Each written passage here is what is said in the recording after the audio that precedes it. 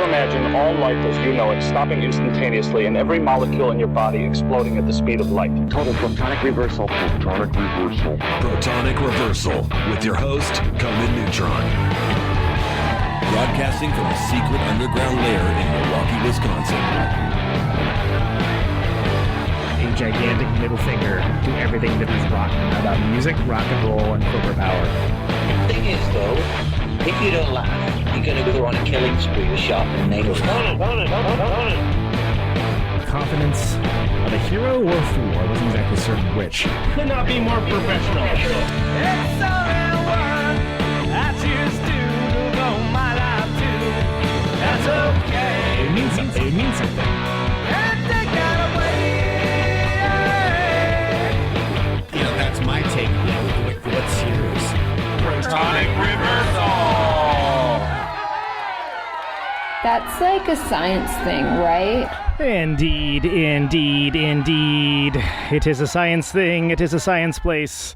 It's a scientific fact that we are all up in your face. It is time for the one, the only Protonic Reversal. Welcome to it. Another Monday stay-at-home edition, or stay in Airbnb, perhaps, for some of us. And I'm very proud. Been looking to do this for a long time, and I'm glad it worked out, even if the situations didn't exactly make it easy to have none other than Mr. Alain Johannes on with me. Alain, welcome to the show, man. Oh, thank you. Am I live? Are we live? Is this thing on? You are live, yes. Yes, it took a bit of doing, mainly because, the world is in this very interesting position at the moment. So making plans is a little tricky, but here we are. If you don't mind divulging your your travel plans, did you get canceled on again, or? Yes, a fifth cancellation. So I'm collecting them like stamps. I actually made a collage photo of every email that notified me that my flight had been canceled by LATAM Airlines. And I'm missing one on the bottom right is 5. So like the bottom right corner appears very lonely. So I really hope that it doesn't happen next time. So, I mean, at this point, you just have to you know how they say, just flow with it, go with it, flow with it. Let the universe be your guide, keep it chill. At some point, I know that I will go to Los Angeles. I'm missing a lot of my equipment. I have a tiny little bit of it here, a very tiny bit. So tiny that in fact it's almost like not even a percentage of the gear that it's in my little studio at home, which is a little studio. It's not as big as 11AD used to be. But anyway, I just bought a sarangi in November, and I learned while I was ill in bed. I was learning to play it, and I'm out of practice. I only got 3 months on the thing, and I'm gonna suck really hard when I get back. I was sucking already, but that's beside the point. It's a tricky instrument. It's a tricky instrument. So for the folks listening that are not watching the video, what can you describe the instrument? Yes, a little bit. It is. Very often in Bollywood movies, you'll hear a very lonely sounding cello, violin-like instrument. Right. That has this beautiful, kind of melancholy. That's a sarangi, and it has no fingerboard, and you have to use the outside of your fingers, the cuticle and nail area, which is designed for utmost pain.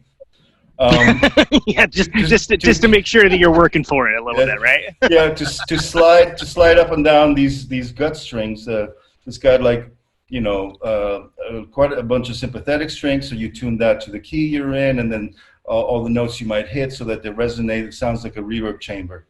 It's a gorgeous instrument, and Ram Narayan is the guy's name that I love. He's kind of like the Django, the Jimi Hendrix of the instrument, the Ravi Shankar, the Eddie Van Halen. Which one every musician can aspire to be, right? Is to be the Ravi Shankar of the nose flute. Or whatever. Yeah, exactly. Oh, I used to have a nose flute. You know that at McCabe's, if you try it, you have to buy it because hygienic reasons. Well, especially these days, but even before that, yeah. Yeah, well, they were only 99 cents, and I got really good at playing eine kleine Nachtmusik on it, actually. And then nice. when it gets to the high notes, you have to make this really ugly face with it because to get the high, and so Whereas the rest of it is pure sex. So it's just, it's just the only part. It sounds like a really, really sick theremin, like a theremin that needs a lot of fixing and maybe a holiday. Yeah, not sick as in the kids would say. No. Dude, that's so sick. No, this is like, oh, that sounds really sick. You better fix that. Anyway, the surrounding. Like, oh, that sounds sick. That doesn't. That's not right. That's not correct. I wonder at what point that kind of like the meaning changed. No, I didn't mean it like that. I mean, it's actually good. Oh, really? No. Good. Yeah, exactly. Well, I think a lot of it's skater culture, probably. At least, even though I never skated, that's certainly where I picked it up. I used to skateboard until I put a giant fire hydrant screw into my leg when I was 15.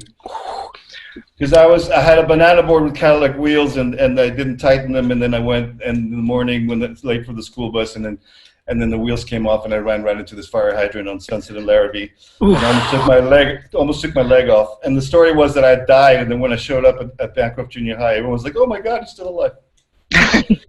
Yeah, which at that point it's like, since the rumor is that you died, the fact that you're alive. I mean, I don't know if it was a good thing. It's just like suddenly everyone was like, "Oh God damn it!" I thought he died. What a ripoff! It's so much cooler when you're dead. No, no. I mean, but the worst part was that it made me never ride a skateboard again because not the leg, but my wrists. In trying to stop the impact, on the, crashing into the fire hydrant with my wrist, I couldn't play guitar for a few months, and that was a bummer. It's the first time in my life. I mean, I've talked to folks that have had those kinds of injuries before, and did you wonder, like, is this going to be, like, a thing? Like, am I going to be able to do this? Like, was there that doubt? Did you have to do physical therapy and stuff? Well, no, I mean, I don't think that. I mean, the 15 and back in the 70s, but I mean, so you're like made of rubber. Yeah, I knew that it wasn't broken. It was just very sore. I mean, I do have I think I had like almost 200 stitches on my leg, so it looks like a shark, like a very small, angry shark trying to eat. And so I just can't. It's like a half moon, and it looks like I said, like a small angry shark. So.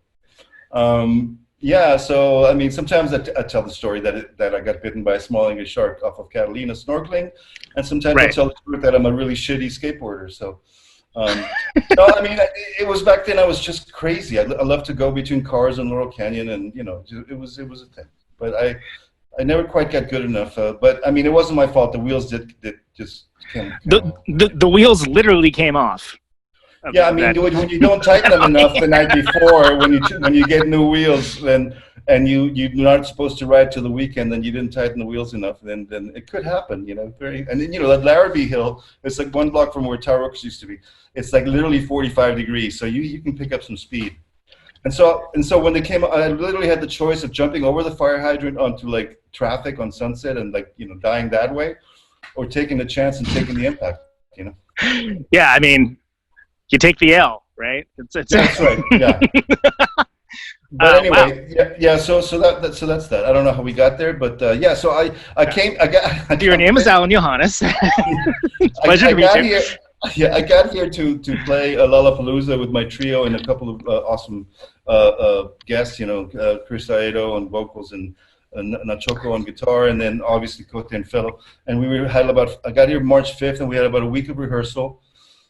Then I went away for the weekend with my cousins, and then we just never got together again for rehearsals because they locked us in. So I've been kind of in a room since March 16th, which is pretty much like some people have, but the lockdown here is still ongoing. I think some neighborhoods are going to get opened up a little bit. You can go for shopping. You can go shop twice a week for 3 hours. And then the hardest part is just dealing with like all this energy I had making this record. It's like, oh my God, I made it to this illness and I made a record. I'm gonna go on tour. And you cannot do literally any of those things. Yeah. No. And the European tour that I had a couple of months worth, and then idea to come back and whatever, and etc. So, but obviously this has happened to all of us. And well, so a couple questions there. One of which is she like. Is it consistent? Like, are people consistently, are lockdowns in places all over? Is it kind of depend on whatever the local dignitary? What happened is they didn't lock down all of it. They did it in the problem areas, and so a lot of it was locked down. Then the other parts, and I tried that for a while. And then there were people that were like, that weren't on lockdown. They're literally going around going, oh, what? I don't need a mask, whatever. And then other people were going, I'm going to go to the beach. And, the usual kind of stuff. That when you don't really believe this thing is real, you don't know anybody that it's happened to, and you mistrust, you just mistrust in general. But, I had just come from Italy in November when I got sick. And then so I stayed in touch with my friends in the Devils that I'd produced this really cool punk band. And they were telling me this is intense. This is crazy, So I knew. Well, again, I guess that's where I'm getting. It's not just a stock question. I'm asking because you are a dude that you get around. You do a lot, and that involves a lot of travel. And I think the only of the many folks I've talked to since the quarantine started out, the guys in Torch. They were in a situation where they literally were on the way to a European tour, and then it was like, no, and so they got kind of stuck in in the middle, so to speak, and that was a whole thing in and of themselves. But were they able to get back? They were stuck on. They were finally able to get back, but it was an adventure. Let's put it that way. And then I think about the fact that, we've been going back and forth about having you be on the show, and it's sort of like, oh, what's up with your flight? Did you make it? No, they canceled it again. And you've just been kind of holed up in this Airbnb, not able, with an awesome new record and not able to really do that much with it. So, are you writing new records in your head right now, or what? How are you maintaining sanity? That's the funny thing is that I've gone through a lot of periods of first of all, whatever I had, it could have been COVID. When I get to LA, I'm going to try to do a proper test because I had this respiratory illness that lasted almost 3 months that was not unlike anything I'd ever had before. And they kept doing scans and they said it's pneumonia, they said bronchitis and antibiotics. And the only thing that helped in the end was steroids. So maybe I already had it. So consequently, what's happened is several factors. Is being stuck without being able to move much at all, when I'm really supposed to be moving around as much as possible. As part of your just regular ongoing life thing. Yeah, convalescence. To get my lungs back in shape, because it's my voice, the power and the capacity of the lungs is nowhere, and I still hack up stuff every once in a while. Now, that could also be because it's extremely polluted here during the winter time. So we've got the air filter and the windows are closed. Oh, gotcha. And the curtains are, and so, but thankfully I've been able to do a little bit of working. I've produced some stuff, I've mixed some stuff, I've remixed some stuff, I've mastered some stuff at a distance because I had a mini studio that I carry with me at all times, and I have instruments here. So I grabbed my electric and I borrowed a bass, and I had my acoustic that I was going to go on tour with, in my cigar box. So I do have stuff. I have a microphone, a nice interface. My friend Marco Plaza from MP Amps made me a little combo, so everything's cool. At first it wasn't, because the neighbor that since has gone home to the UK, I actually appeared on the front of the newspaper with this. He kept complaining I couldn't make any sound at all, like knocking at all hours. Oh no, that's the worst. I'm trying to do this live stream thing, or we're recording this tune, that we did. I'm trying to bring joy to people around the world, Dick. Anyway, so I've never had to feel shy about things like that because I'm very conscientious. He's like, keep it down in there. I'm binging This Is Us. Yeah. Anyway, but truth be told, my energy was completely in something else, and so I haven't really been as creative as I'd like, beyond the occasional Instagram jam that I love to, that keeps me sane, where I just need to kind of connect with my peeps out there and do some improvising. So, but I'm kind of this germinating idea of an instrumental record is now appearing, because obviously the rest of the year I think I should spend making as many albums as possible. So whenever we get able to go out there and tour again next year sometime, hopefully, under whatever conditions it might be. It all depends how this thing plays out, right? Obviously, with the vaccine and the treatments and people's confidence in being able to go, for me, even playing the solo tour, it's like there's small places and intimate places, but it's still everyone's packed like sardines. So even it's right, it's the whole idea, and people are well, we could do shows if it was. Oh, my favorite is the meme of solo noise shows, socially distancing before it was cool, and it shows like a picture of like two people at like somebody with a laptop and some pedals in a corner. But I mean, realistically speaking, for the kind of thing that a lot of us get out of live music, it's just, it's not enjoyable. It's not the experience. And to think that you would, in whatever way, even potentially put someone at risk and make this worse. I mean, how could anyone with a conscience step forward with that? How could you? I couldn't. No, you can't, and especially because it's not clear cut. It really all depends on how you're going to react to this virus. Nobody knows how they're going to react. Some people don't feel anything. Some people have like a mild symptoms, and some people end up intubated, and you just don't know. It's not necessarily that it's pre-existing conditions in older people. It could be anybody, and also a lot of it seems to be like how much exposure you actually have. Like, remember reading about that choir that a lot of them got sick. They're all singing in each other's faces for whatever amount of time. Depends how much you get in you that your system can handle and whatever. Right. So until there's some kind of obviously you could have more distance. It seems outdoors is better, right? Outdoors is better. Yeah. So we'll see what happens. So I mean, but what's really funny to me is like throughout since my first album in like '84 or whatever, '83 when and then we're already like 3 years into trying to get signed back then, and I was just like, oh my god, finally, But like now it got to the point. Well, the streaming, you get 0.0001 per play, but at least we have the live shows. At least we can go out and tour and and sell our records ourselves and merch. Yeah, so it's interesting adjustment. And yeah, and for me also like getting together with people, like producing records, engineering records, collaborating on records. All of that has to do with gathering together. So I think my loose plan is to try to get out of the funk in my mind. Right. I'm already kind of accepting and trying to quiet, because obviously especially because something like this is so new. It's easy to get in your head. Yeah. And I don't think we've ever been in a situation, us, whatever, this generation, the previous generation, for quite a long time. Maybe during the Cold War, where you didn't know if there was going to be nuclear war, but like the not knowing where things are going. Yeah. Right. That's kind of weird. Like I think about that Minutemen song. I keep trying to talk to girls, but I think about World War III. Right. It's like that level of dread, but like it's something where we're also universally connected, so everyone's feeding off each other's anxiety and And especially if you've not gotten used to socializing online, I mean, the amount of stuff that happens there, I'm just like, oh my God, I have to just not, try to not be on my phone at all. Otherwise, right. Well, and it's so and there's a lot to go there, and you hit on a couple of things that I want to talk about. I don't want to make this the Alain and Conan pandemic podcast necessarily, but I do think it's. No, we could do a little side episode on the, just. Yeah, exactly. A side series. We'll do it. It'll be a mini series. It's okay. We're not going to go too crazy. People really don't want to hear about that. It's all their living. We know. Oh my God, no! Seriously, of course. Yeah. Sorry, everybody. But what people have gotten value out of with the show is hearing how people have been dealing with it, like what they've been doing, if they've been being able to stay creative, if so, how. Like the fact that you have.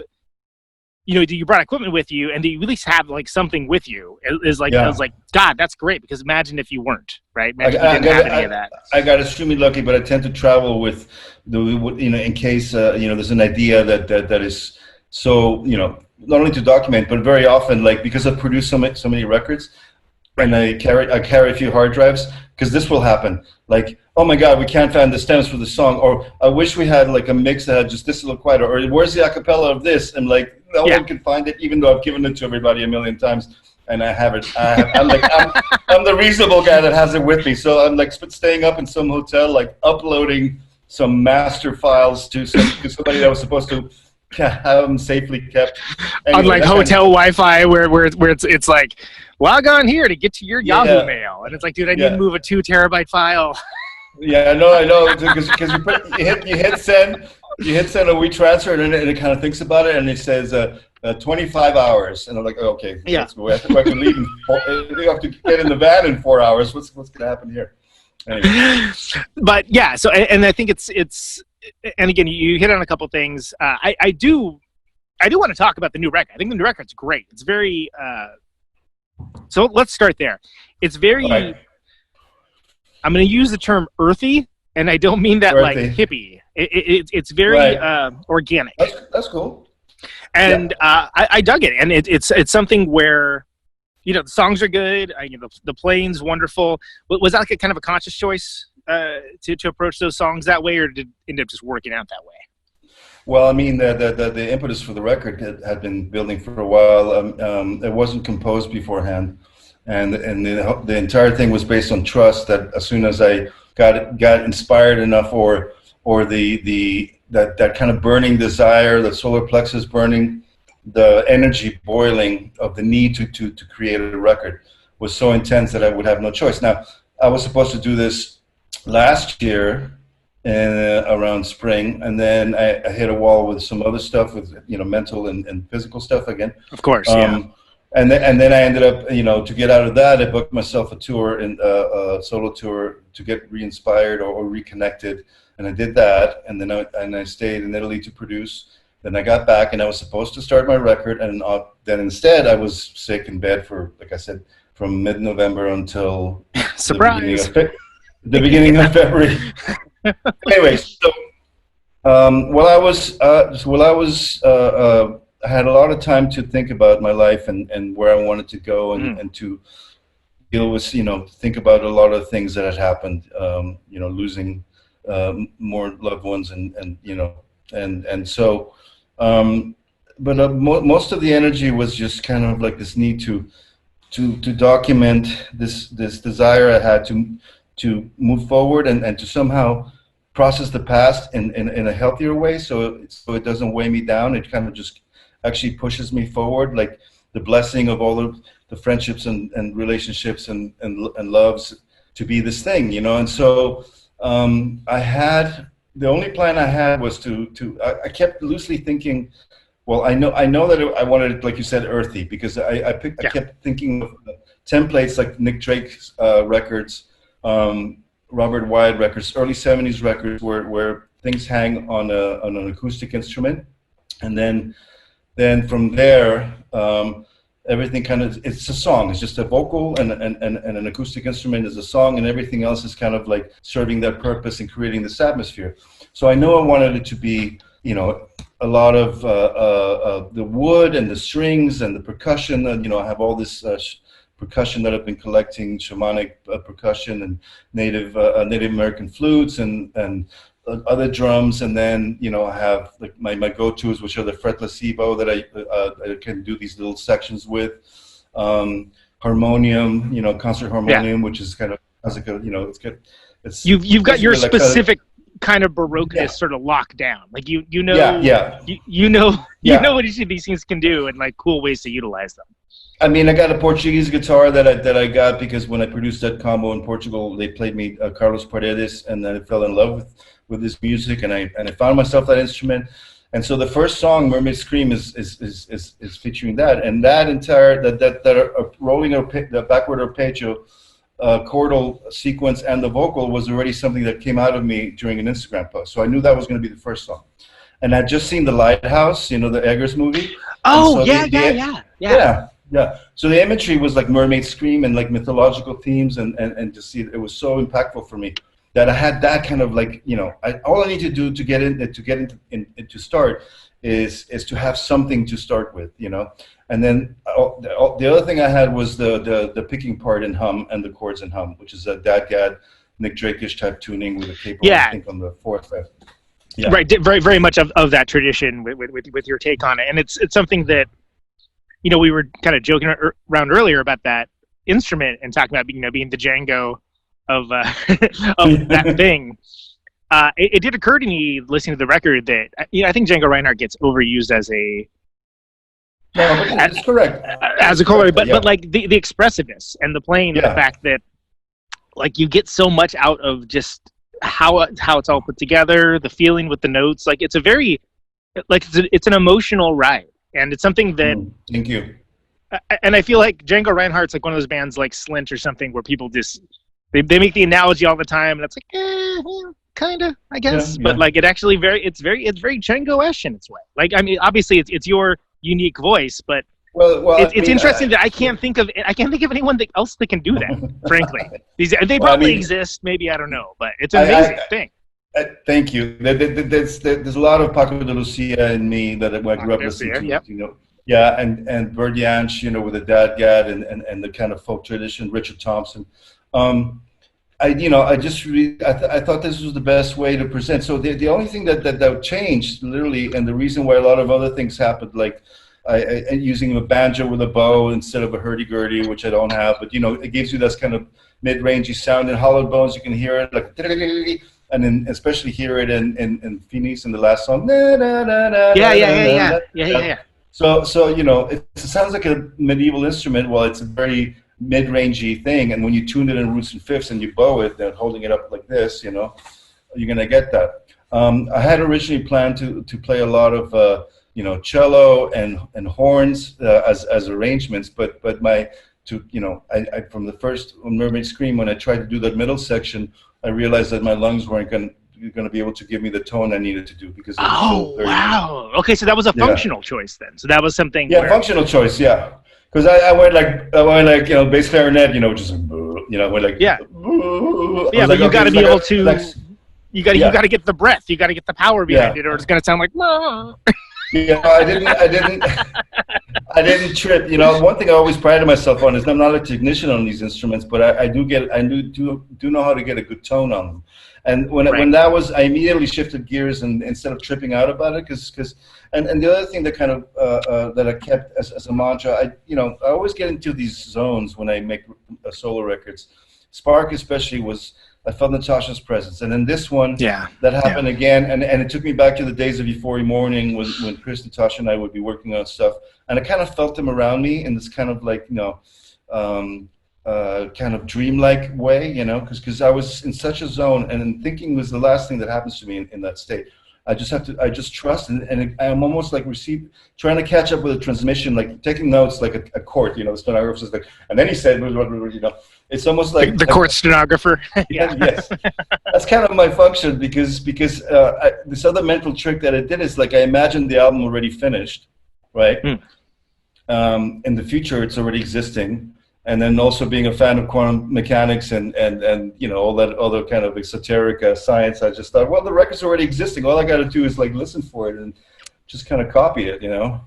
You're talking to the right guy. I had in my mid-20s crisis, like, oh, maybe I should stop making records and touring and go back to school and be a physics professor. So you're talking to the right guy. I mean, I absolutely love that. I mean, you know, Alan Aspect and David Baum and you know, Niels Bohr, and I mean, forget about it. I read Richard Feynman. Feynman. I mean, and his obsession with tuba, by the way, too. Yeah.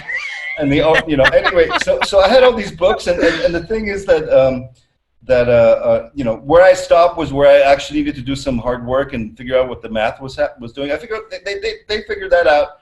There's all these equations, and I'm like, okay, I don't know what this is all about.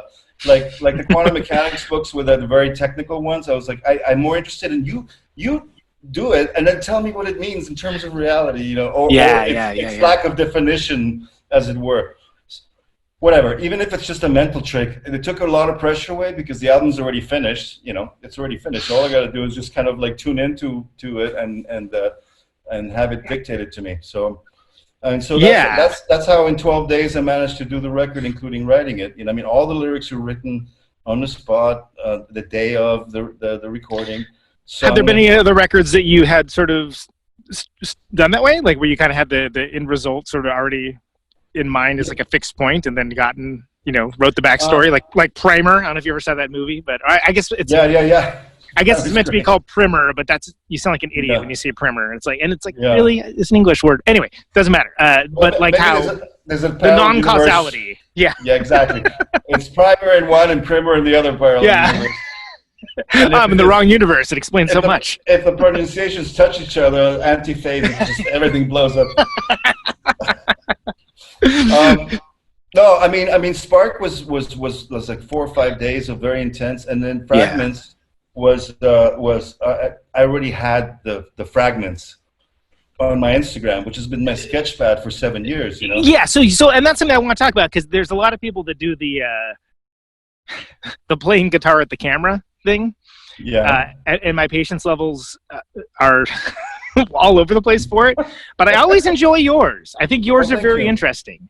And, you know, part of that's the playing, part of it's the expressiveness, but it always seems like there is some purpose to it, even if I don't immediately know or divine the purpose. So I always watch them and I always like them. And it's interesting to see like that be, almost like your demos or something, right? Yeah, that you have these like larger ideas to work off of. It's literally like I have this need to do it, you know, and then it'll come, and no matter what's happening, I need to do it. And then what I'll do is I'll literally just sit down, and sometimes I have a little bit of an idea of what's going to happen, or I set up a situation. For example, if I do my iTabla Pro tambura drone thing in a certain key and whatever, I know I'm going to improvise over that, or like certain effects on guitar, or if it's going to be 12-string or cigar box or flamenco guitar or what Portuguese guitar or 5-string mandolin in the Carnatic tuning, you know, just that there's that. But the actual content of it is almost 100% improvised almost all the time. I might have a little bit of a little, you know, oh, this is a cool little change. Okay, I'm going to film this right now. And then what happens is, because it becomes like a performance, so it has this extra edge to it, and it immediately takes me out of thinking about it, like I'm analyzing it and trying to like. You get out of that analytical headspace, yeah. Exactly, which I really suck at. Which is so it's good that I'm so.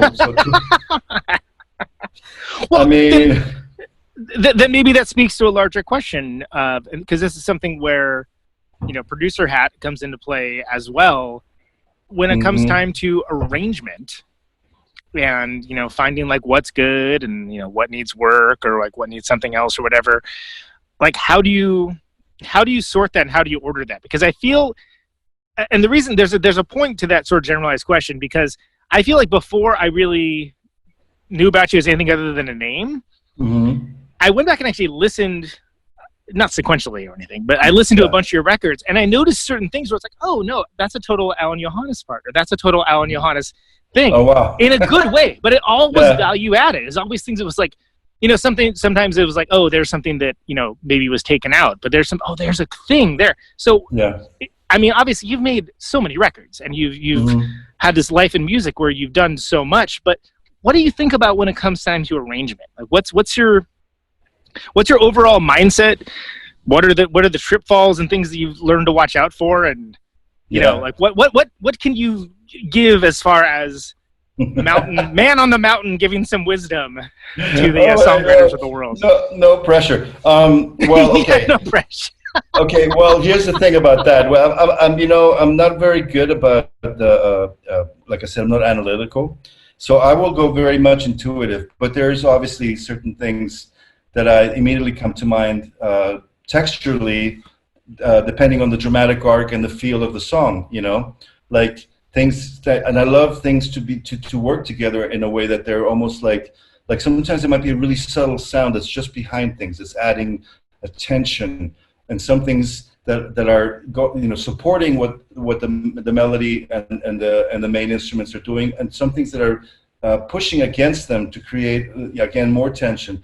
With things that are dissonant, things that are kind of sympathetic to the thing, and then also it all depends. And I think I attribute this sense that I have about arrangement to the endless amounts of hours that I spent listening to music. I mean, beyond all the hours I spent playing music, is the listening that really got me to where I am today. Like, I'm talking like minimum 4 hours a day since I was, you know, before I was even 10 years old, you know, and all kinds of music from all time periods, all styles. I became enamored with trying to figure out a way to make the guitar expressive like a voice. And places, and places or musics that had that in it, like obviously gypsy music, you know, like the emotional content of the flamenco guitar, but then also Indian classical music, you know, sitar and the way that it emulates a voice, or like sarangi or whatever. Anything that led me to this, or you know, obviously saxophones and jazz. I love, you know, Dorothy Coltrane, Miles Davis, you know, everything. And then I think a big part of that for me too was because a big head turner was Brian May, of all people. because no, I mean, you know, he's a genius guitar player, but the way that And an he made astrophysicist as well. yeah, exactly. The way, even though it wasn't related to a lot of this more like world music or experimental music that I was listening to, his command of tone and texture is so it's incredible. He made the guitar sound. I mean, there's many reasons for that. You know, not only his hands and his phrasing, his musical ideas, but also the out of phase pickups and his trisonics, the treble booster, the way, you know. Remember, I used to say no synthesizers because it always sounded like it's a cello, it's a clarinet, it's, you know. Yeah. It's like trying to be this thing, failing to be that thing, and being its own thing instead. Right, exactly. So I think arrangement wise, and then you know, with 11, obviously I got to be around one of the biggest geniuses of all time, Natasha, and her perfect pitch and ability to compose with her eyes closed without ever touching an instrument, and sense of texture and color, having, you know, being in the early days being groomed to be like a great composer in that era, but obviously she loved rock music and R&B and Aretha and Stevie Wonder, and so she's like, I'm gonna defect, I'm gonna go to America and be in a rock band. And they're like, you're supposed to be next Shostakovich, and she's like, fuck that. Yeah, so and that's one thing that. So I saw the documentary last year, actually after spending some time with our mutual friend Dave Ketching in Joshua Tree, one of my favorite. The sweetest people. man in the planet. And I just decided to watch the documentary because, you know, I enjoy your music, but I was like, you know what, I kind of like to know more about Alain. And what kind of was so astounding to me is like just finding out so much about Natasha, about her journey, and just this stunning presence that you're right, like should be in like an opera house or you know, non-dirtbag society level of appreciation, and but then also having this adoring love for rock music and for, you know, the powerful performers of that idiom and translating that into a way. And it's something where, like, I got context on a lot of things that I didn't have because I wasn't around for it. You know, I wasn't quite old enough at the time. And just, you know, you guys' partnership was just like, it's like symbiosis. Like, you know, it's like transcends like basic, hey, it's Lennon McCartney. It's like, no, this is like sheer brain stuff. I mean, you know, from me having a dream, I'm going to meet her, and then meeting her the next day, to like, you know, just like 24 years that we're never apart. You know, being part of, you know, obviously the 11, Euphoria Morning, later in Queens, you know, producing stuff together. You know, that journey, and she joined What Is This, and then Jack went back. Helena already left, back to the Peppers, and Jack left, and so we started Walk the Moon, just one album in the 80s, when, like, you know, the one most embarrassing moment of my life is like me agreeing to dance in this video that wasn't on TV. Right, yeah, that's a great moment in the documentary, yeah. Oh my God, it's just like, to this day, you know how you have these memories where they come back, and then no matter what you're doing, you're like, like this, you know. You do the shirt, and you can wake up in the middle of the night. Oh my God, I danced. You know? Right. Like, you know, we were nervous, and we were drinking, and then it was a big director, and he's like, no, you should dance. I'm like, I don't really dance. Well, you should try. I'm like, but look, I'm wearing these really weird tight pants. It's gonna look really weird. And the hair, you know, those hair people, and things get teased. It did, yeah. And Josh and I were so nice. We didn't think of saying, you know what, fuck off. We're gonna wear our all black, and we're gonna look how we always look, and just make a fucking video, and let's get out of here. No, we didn't have that. We were always like trying to be cool, and that was a big mistake. Anyway, but that said, I mean, for that era, I mean, it's a funny move in the documentary, but let's face it, there's people with careers that were way more embarrassing. The album itself, even though I had a lot of drum machine and very 80s sounding, Dave Jordan produced it actually. Those 80s sounds are present, but the songwriting was very prototype 11, really. Yep, and and there's hints of what you would do later, and it's something where you can follow that thread and just see that evolution as things go very easy. And it's again, it's very striking for anyone that, you know, hasn't been along on that journey for the entire time to kind of see it all laid out like that. So yeah, I mean, it was the weirdest thing ever. Like arriving in Chile after 46 years and meeting my real father and my two brothers and cousins and aunts, and Yeah, there's like 6 movies worth of stuff that happens in this documentary. And Peter's like, you know, I meet my father and my Uncle Peter, who was like, you know, my kind of like mentor, put it, multi-instrumentalist. He was the crazy one in the family. And him showing up at the apartment, my mom's apartment, as he would, and rehearsing there throughout my, you know, from six on into my teens. That was amazing for me because I had all these instruments sitting around. And they had a terrible work ethic, so they were fucking around, like, you know, getting high, and I had this entire studio to myself, you know. I'm like, there's a bass, a Fender Rhodes, here's a 4-track machine, here's like microphones, like that's how I started to learn. Like I'm in heaven. Yeah, let's go. Yeah.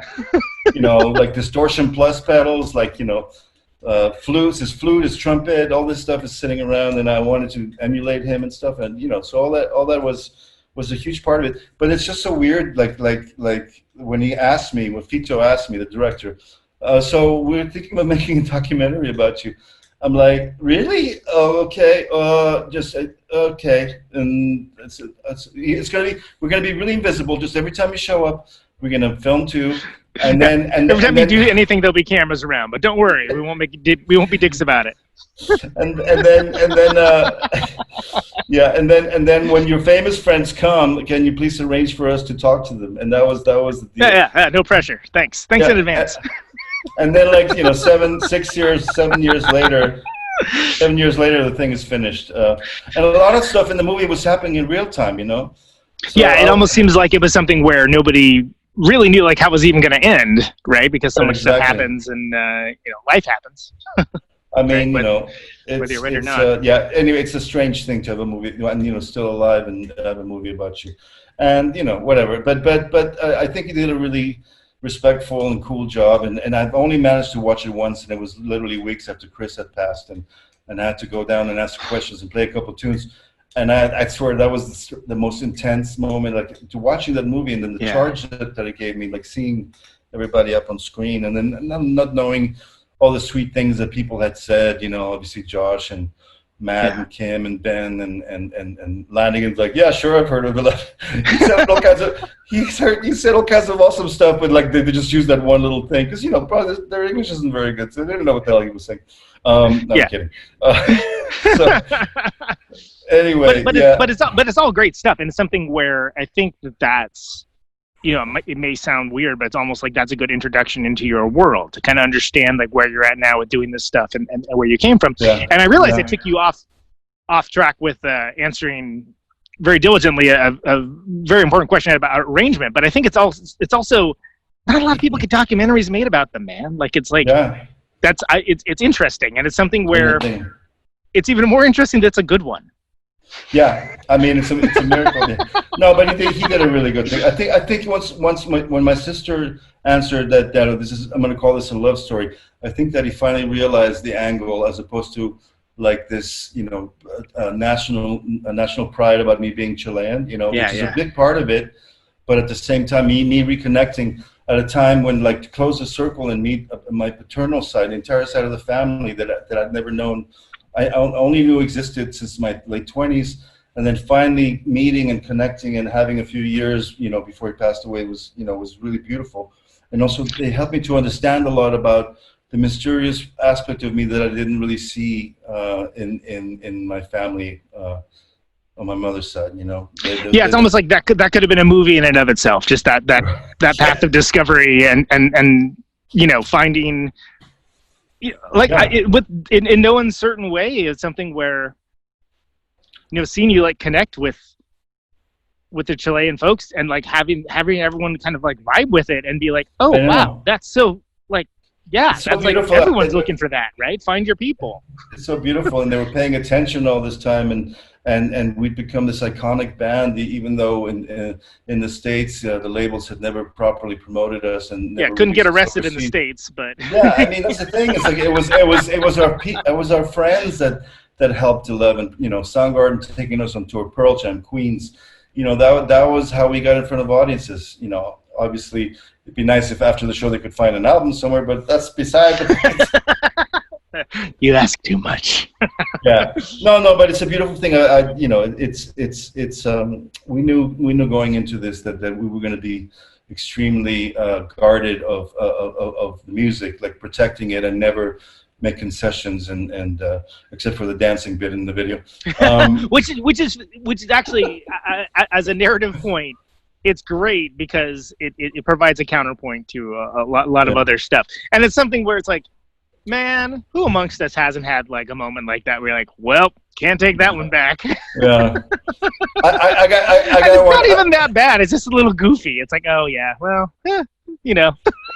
I got one. It's like I'm just going to be very short, but this is another one of those moments where you go, ah. So imagine me being like, I think I was 9 or 10, and I for the first time brought a guitar to school, and I was this kind of invisible kid. There's this one girl that I thought was so cute. And so I brought my guitar, and then during lunch, I started playing. It's in Mexico City. I started playing it and singing like Jesus Christ Superstar songs and Bee Gees from this movie Melody. Before early '70s Bee Gees. Sure. And oh my God, everyone's noticing me, and especially she's noticing me. So then the next morning in the school bus, I'm like, I have a cold, and so she suddenly walks from the cool kids section and sits right in front of me and turns to the around former musician section. Yeah, and starts talking to me, and I can't believe it because I'm so shy, and she's so beautiful. And she makes this joke, which is kind of just a half whatever. It's an okay joke, kids joke, and I over-laughed, and my entire nose spilled out, all the kind of like cold thing, and then she's like, ew! And she walked right back to the front. I was like, well, there you go. I totally blew that. That's I had one moment where I was a cool musician guy. And then you had an unrequested mucus surplus. Oh my God, that's like it's in the universe. It's so perverse like that. It's just hilarious. I was gonna say that'll keep you humble for sure. So when did you exactly? And I think that's the reason why I'm humbled now. Yeah. That moment, yeah. Well, but it's something where that's also identifiable. That's something that you can recognize that, and that's something everyone's had moments like that in their life. And like I think, I'm not going to name names, but there are these documentaries that it's sort of like, really, you never had a low moment, or like you just you always knew what you were doing, huh? Always made great.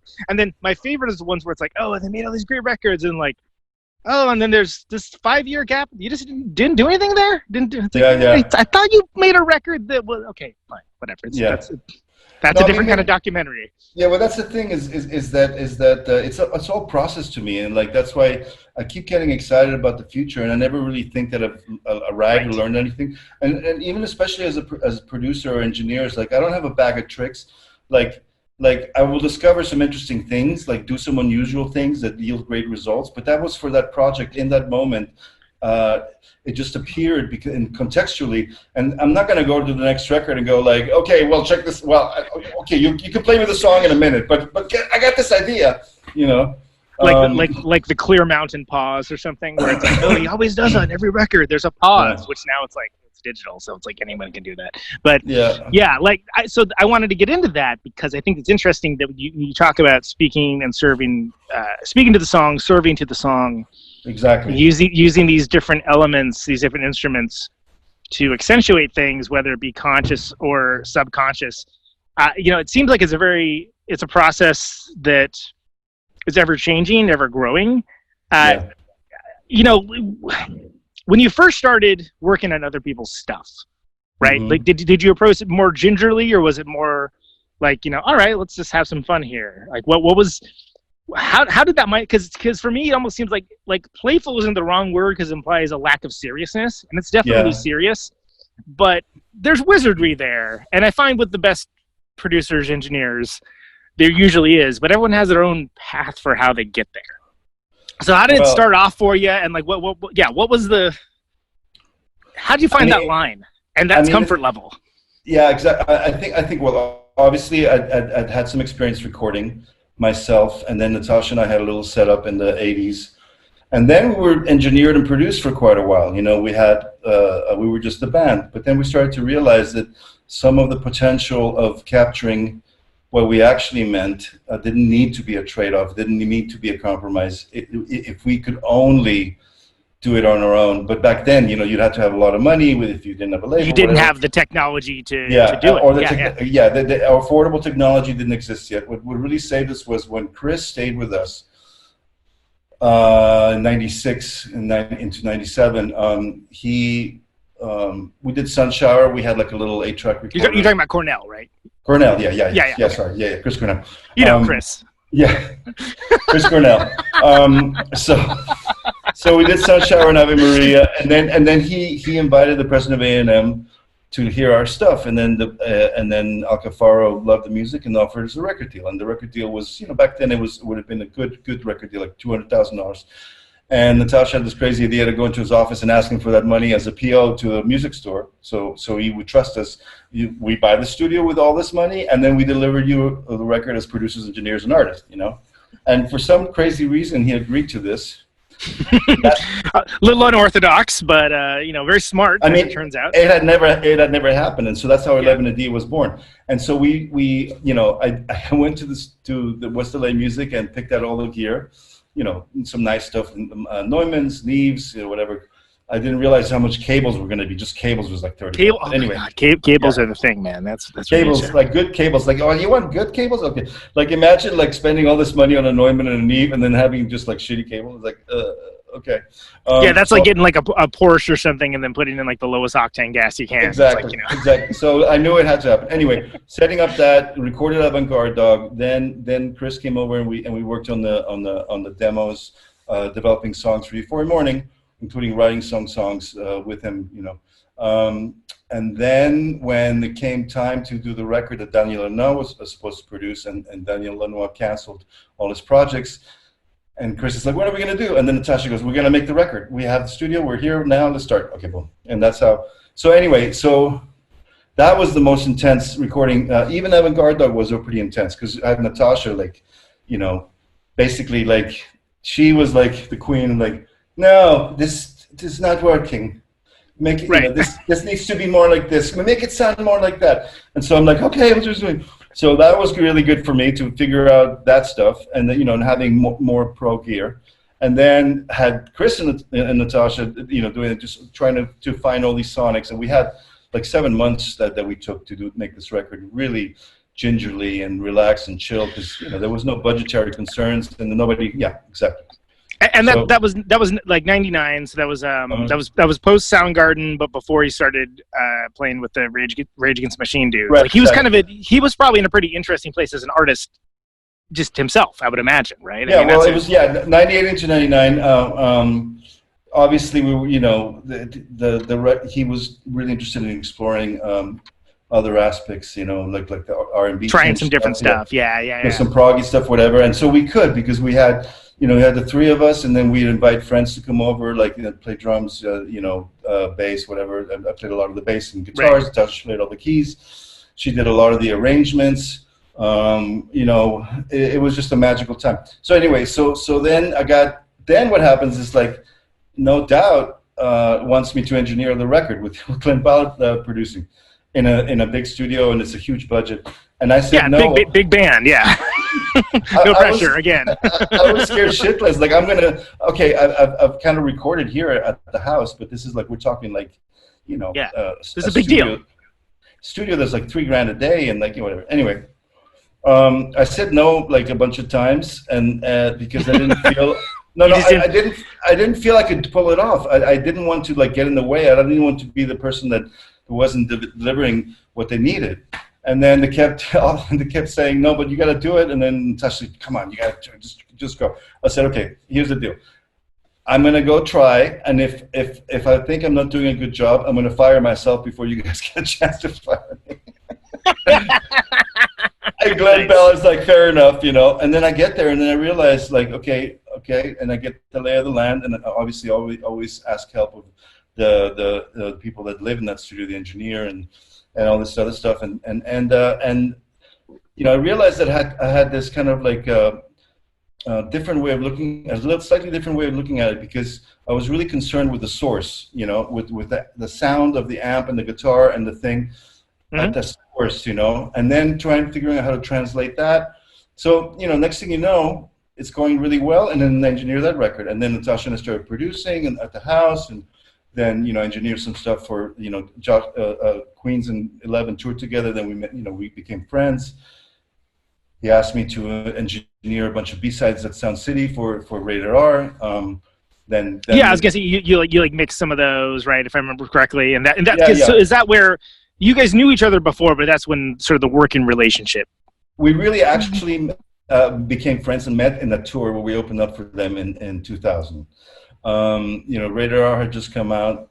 Then after that, he asked us to be part of Desert Sessions, and then we were part of a bunch of stuff in Def, and then obviously, then we were kind of inside the family, you know. Can you actually, before we move on, can you kind of speak a little bit to the Desert Sessions, because they're, yes.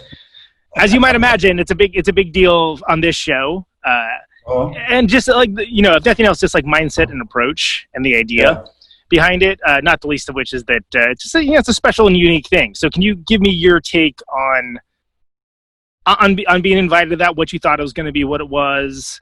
Well, yeah, it was pretty funny because I met there at that Desert Sessions. I met Mark Lanigan and began a long collaboration and friendship with him, and PJ Harvey. And the next one became a huge friendship with Natasha and I and her.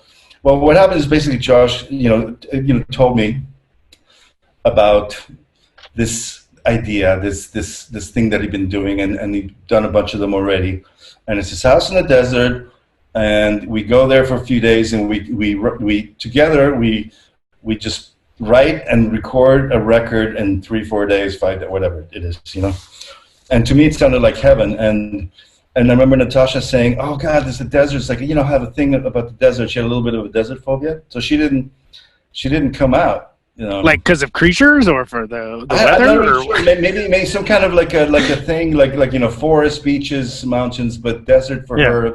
Not having a lot of experience, it kind of was this mysterious, like desolate, lonely, dangerous place. Anyway, but that didn't last very long because what happened is like I get there and after the first night we were already doing all this amazing stuff, and then I said to Josh, "I'll be back," and I drove back to LA and I threw her in the car, picked her up. I said, "You don't understand. This is magic. You gotta come." Yeah. You want to be a part of this? Yeah. Yeah, just don't worry about it. It's going to be awesome. And obviously then she's in there. She's in Nenada and Up in Hell singing co-lead vocals with Goss. And, you know, it's so beautiful and magical. Fred Drake was there, and I knew him from way before when he was in Code Blue. And we used to rehearse, used to rehearse at his spot off of Santa Monica near Vine, I think it was, you know, with Dean Chamberlain and everything with Code Blue. And so I knew Fred from there. And it was amazing because writing like Making a Cross and Hanging Tree, you know, as he's making me breakfast on the little couch right before. I mean, at least the framework of it, you know. Obviously, we all did it together, including me conducting Mark Lanigan in 5, which he kept cracking up. I was like, "We gotta concentrate, dude." It's like a down.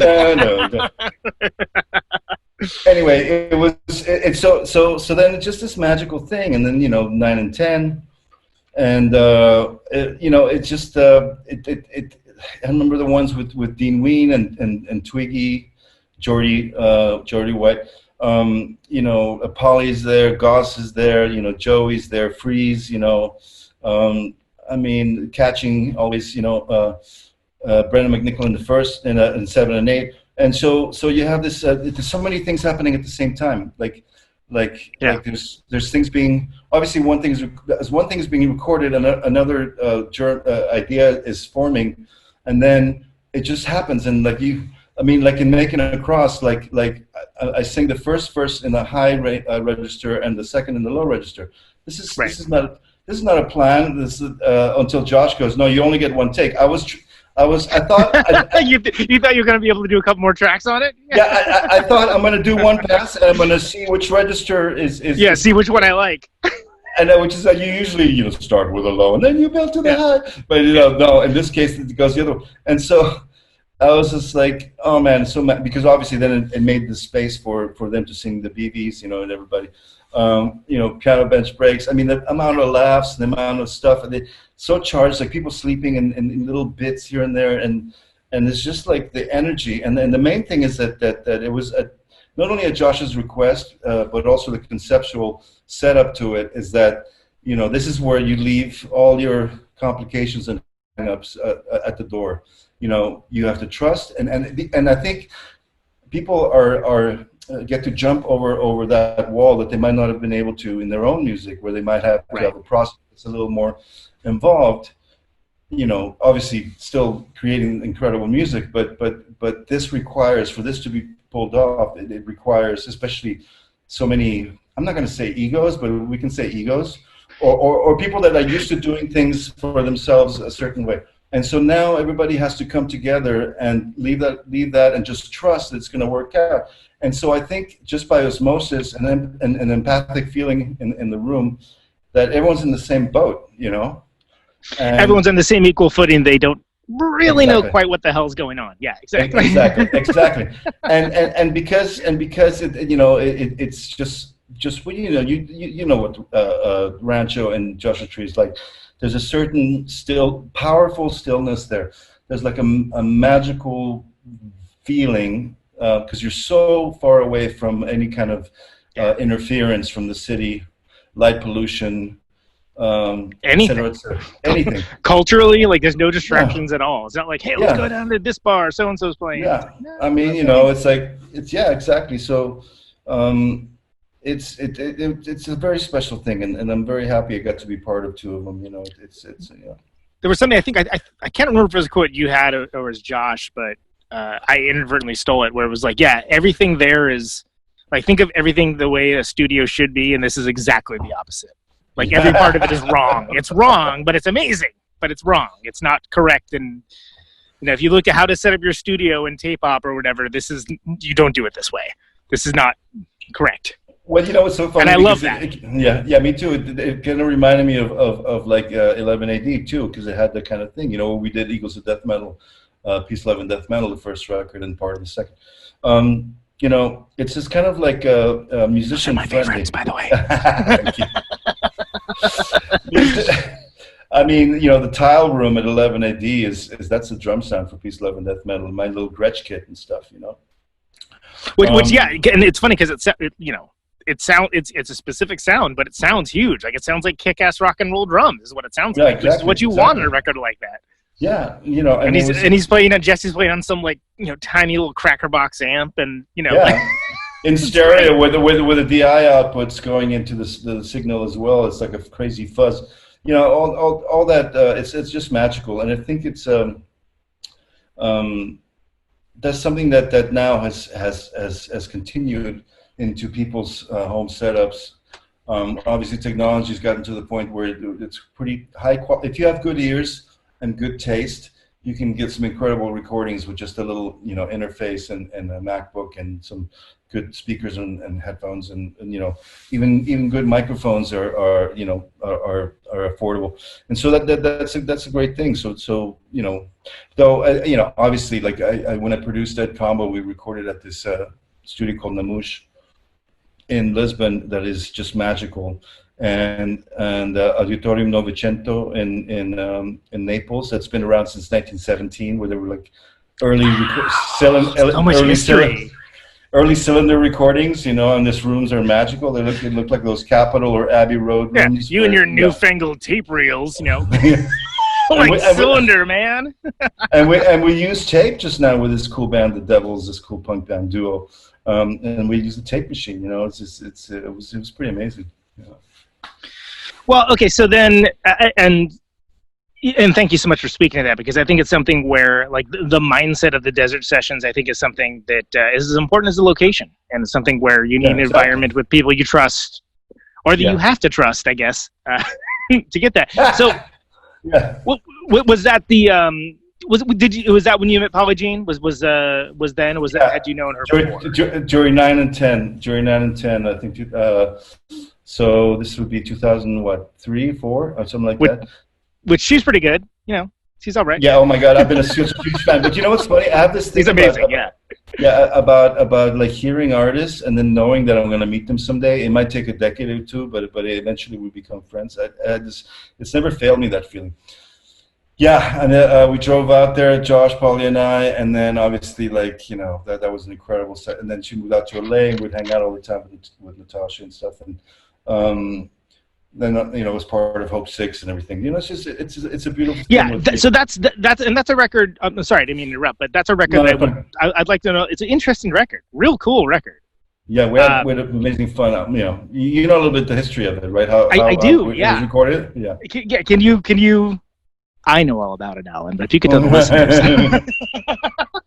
Well, you know, Polly called me and asked me if, you know, I said, of course, I'd love to be a part of this, and so I get there, and they've you know, we were rehearsing in Bristol and stuff, and I got there late because I had some issues with my neck, and I wasn't sure I was going to be able to be a part of it, you know. Which is crazy in and of itself, because it ended up being like such a wild adventure, right? So yeah. Or maybe I'm forgetting now whether that was going to be the tour or the recording. But either way, we in London, Somerset House is kind of this beautiful art place, and Flood. You know, they had this idea of building this rectangular space in the basement, in the lower floor, and basically just setting up everybody in a rectangular circle, as it were. You know, recording in the round, in the rectangle round, and having an audience come several times a day. We couldn't see them, but we were all mic'd up, so what we would say was heard by them, and then we would be making this record, you know, and everybody was jumping around different instruments, and sometimes we do different versions of the same song in circles. I got to meet and become, you know, best friends for life with Mick Harvey. And John Parrish and you know, James Johnston and Terry Edwards and Ken Rick-Rowe and Rico Gabrielli and Jean-Marc Couty and Alessandro Stefano and Mike Smith and you know, it's just like it floods there and we're having just the most amazing time, and it was so beautifully intense. Do you ever think about the fact that you're basically in an art installation? Like, does that ever? I mean, I guess you don't see them, so it's not like that's. Yeah, I mean, it was funny because we had to clean up a little bit, so all the Coca-Cola and water bottles were kind of out of sight. Right. Get that trash out of here, yeah. And then it was such a luck of the draw, because people would come down and watch for like 45 minutes or an hour, and sometimes they'd come down and we were hot in the middle of a take, and Polly's singing. Right. And other times, like, we're all sitting there like having a sandwich and, like, you know, and Polly's writing in the notebook. Right. And as I say, fuck all happens for an hour. So you never know what was going to happen. But it added this interesting tension, which is adding the feeling of a performance with a recording, a live recording. You know, sometimes when you go out and play a live show and they tell you, oh, this is being live streamed all over the universe, you know, it's like extra edge. No pressure. Yeah. But. Yeah, I mean, but there's some super interesting tunes on there. I say that as someone that, you know, I'm a huge fan of. Well, I like all of Polly's work, but, you know, I really, being a rocker, have identified, you know, most with like the early stuff, like the, you know, Rid of Me and like and that era with the band and whatnot. But it's interesting that, I mean, that record almost has like a little bit of everything, and it's something where it has that extemporaneous feel, if not that's how it's executed. Kind of in the same way that like the Desert Chestnut does, but like a different way. And it kind of seems like it just was a cool environment to like create something neat. And then when I found out, it was like, oh, there was an audience for this. I was like, really? It doesn't sound like there was an audience for this in a good way. You know what I mean? Like, I don't know if you got to see the tour live, but it was an incredible experience because it was the most fragile, loud band in the world. Exactly. It feels like it could fall apart at any minute, right? Exactly. But in a good way. Yeah, I mean, there's two, Jean-Marc and Kendrick are behind these kits, but they're not drums, you know, like there's no kick drum pedal. So massive drums, everything's played by hand. You know, people are playing flutes and I got a cigar box guitar, and sometimes I just hold a shaker, and then there's a mellotron, and Polly's playing sax, and there's a huge, you know, thing, and John, you know, switching instruments, and I got my jazz master, and we, you know, we're kind of walking up on stage, like, you know, mic'd up, and then there's just a cappella sections, and, you know, that was so magical because we were playing these festivals, and there's a power to it that the Fragility brought, and this kind of theatrical feeling to it. Yeah, you're not on stage like thinking of your laundry, right? No. like it's like you're white knuckling it even as much as like you are all very accomplished musicians. Nobody has any freaking idea more than anyone else does. Oh my God, the just the feeling of it. It was like weird, and then this feeling of having like a shamanic presence on. But by the way, before I continue, is it shaman or shaman? I always say shaman because it sounds more correct. People say shaman. I've always said Sha-MEN, but that could be a primer situation. But I've heard people say shaman, because like it's a shaman. Shaman. Shaman anyway. seems like it'd be a dude's name, like exactly. Mark Sha-MEN, he does great work. Exactly. So either way, Alan. Either way, I'm gonna get emails about it, so we'll find out soon enough. Well, no. I mean, I guess it's just it's not semantics, but whatever you feel like. But shaman seems right, like shaman. Shaman sounds more shamanic. Shamanic, yeah, exactly. Yeah, it's not shamanic, so it has to be shaman. Okay, shamanic never mind. Like, I get a little chill. Sorry about that. 90-second waste of time on my part. No, it's fine. People love pedanticism. Go ahead. So Polly getting on stage and becoming Polly on stage in that show, it was like so intense to like feel her energy. And I mean, huge presence. I mean, she's oh my God. Like, and if I tell you that there was about 7 times where it was pissing thunderstorm rain, and then the second she walked on stage, it stopped. We played the set. We walked up. She walks off stage, and the clouds close back in, and the storm comes back. I mean, this happened like 7 times. I'm not fucking kidding. It's like, after 2 times, you're just like, something's going on. And after 7, you pretty much have to admit that there's some kind of magical shamanic situation happening. Yeah. That's wild, man. That's crazy. But I mean, she's, if you tell me there's anyone that could pull that off, be like, oh yeah, PJ Harvey, sure. Yeah.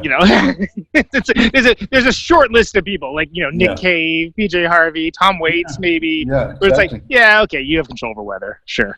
I mean, and then to add to that, all those incredible people that are so huge in their own right in terms of like the history of music, and Mick Harvey, of course, and John Parrish. I mean, like Birthday Party is one of my favorite bands of all time. To say nothing of Bad Seeds. But I feel like it's in the same way. It's this abandonment of ego for this greater whole. And I mean, and those bus rides, those all-night bus rides where we're just sitting there talking like all hours and having a bit of whiskey and whatever, and like just having fun in between. It was just like such a dream, It's such a dream and such an incredible camaraderie. And we all kind of rallied around Polly with her band of men, just incredible, and I don't know, it's just like I'll always carry that memory, it was a beautiful album and tour. I'll never forget it. You've done a lot of stuff with Lanigan, and what I realized, and also we talked about a little bit when I had Mark on, but we don't talk about the Gutter Twins that much, or the Gutter Twins don't get discussed that much, and I think that's an interesting. First of all, it's an interesting pairing, and I love the whole story. Yeah. Of how they became friends, which he was good enough to tell in the show, which is basically that Mark thought that Dooley was insulting him by asking him like how he was doing or something along those lines, and he was mad at him for like 10 years, and then they became best friends afterwards, which is solidly indicative of both dudes. Can you speak a little bit to recording those dudes? I mean, those are powerful personalities also with their own ways of doing things. There are different ways of doing things too. Yeah. I mean, I've worked with Greg in the context of him coming over and guesting on Mark's records. The Gutter Twins record, I didn't participate in, except I did a cover of an 11 song, Flow Like a River. Oh, sure. I'm sorry. My timeline on that is all screwed up. That's no, it's fine. Daddy's been drinking. Sorry. But listen, I can certainly attest to Greg. I mean, Greg and I, really, really close, and I got to tour with him and Steve Kilby from the church, backing them up on acoustic guitar. Sure. Yeah. That was a really fun tour. No, I mean with Mark, the first thing we did together was Hanging Tree, and then we did a cover of a Kinks song, which I think It was we did a hillbilly version of "Nothing in This World" for a compilation where I played cigar box guitar and harmonium, and it was the first time we'd kind of worked together, just him and I, and it happened so quick, like 3 hours.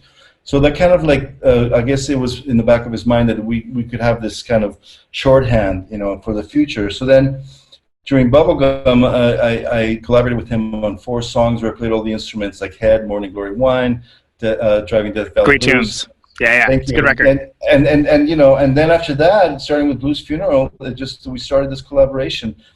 And I think Mark looks at me almost like a collaborator, and a producer. Not only we have this kind of thing, and he's actually said Eno, Bowie, but obviously I'm more humble about the second. Those are some gods right there, But I think what happens. Who would be the Visconti in that situation? Which former guest of the show? I wasn't even trying to make that reference. I just thought about that. I love this. I love Scary Monsters is one of my favorite albums of all time. And that was huge to me. Good dude, and I was like over the moon to talk to him, as you might imagine. But anyway, yes. I'm gonna have to listen to that. You're the Eno to the Bowie. Yeah, that's a good place to be, by the way. Yeah. Oh, it's beautiful. Obviously, that's very sweet and all, but But I think what happens is that I have this kind of like the same kind of thing that I applied to myself and that I learned from being with Natasha and stuff. It's like just getting out of the way of the song, and I think Mark trusts me with that. Mm-hmm. He trusts me that he's going to come in because he's kind of impatient with being in the studio. So if he arrives at 10, he wants to get out of there by 1. So we have to have the song done. So he has to show me the song, and then I have to kind of record and arrange a bed of the beginnings of the song enough for him to feel happy about singing over. And then do some more dubs, and then we might have some guests on it and stuff. So that all kind of started this process. So he kind of plays me like an instrument almost. Like I learned to read his expressions and like he doesn't even have to say anything. I can just feel his mood. Like if he's disappointed that I'm not getting at something, finding something fast enough, or not the right thing, then I literally just want to try to find it and sometimes he gives me very specific instructions or kind of abstracted instructions that I'm supposed to kind of guess. That one song, there's a sound that kind of goes, Your version of oblique strategies is what that is. Exactly. the one that goes zzz. And or actually, yeah, it would just be zzz, I think. But. Yeah. And so then I go zzz, and he's like, no, I didn't zzz. I meant more like zzz. And then I'm like, okay. Sorry, and you'll say things like, I have another friend that hears funny just like you. And then years pass and we keep working on all these records together, and it's just become a beautiful thing, the shorthand of it. Obviously there's a lot of incredibly talented people that join in the process, and I really enjoy it actually. It's intense because obviously I want him to be happy, and he can be a little grumpy sometimes, He's got that big gunfighter energy. You don't want to, you want to get on his bad side, but you got to Sha-MEN him a little bit. Yeah, it's like he'll be like, no, bro, no. I'm like, oh god, that's such a harsh no. He's just saying no. It's not a big deal, but it's just like I'm so failing right at this moment, So he kind of like, because of that, I think I've learned so much about trying to be connected at all times. Like, what is the song? What does it need? What does he want? How can I be of assistance here? I'm not trying to manifest myself in any way through this recording, other than to be assistive to whatever needs to happen. And in some records that I've worked on, it literally is just like creating a safe environment and recording it well, and having the odd idea when it's required. And then some records is much more hands-on and actually getting in there and stuff, but it's also different. So there's no two that are in any way similar. And that's a really good point, because it's something where, I think people have ideas of like how records are made, right? That it's like, and some of them come from like, movies and things where it's like, no, that's not, it's not nearly so glamorous. Yeah.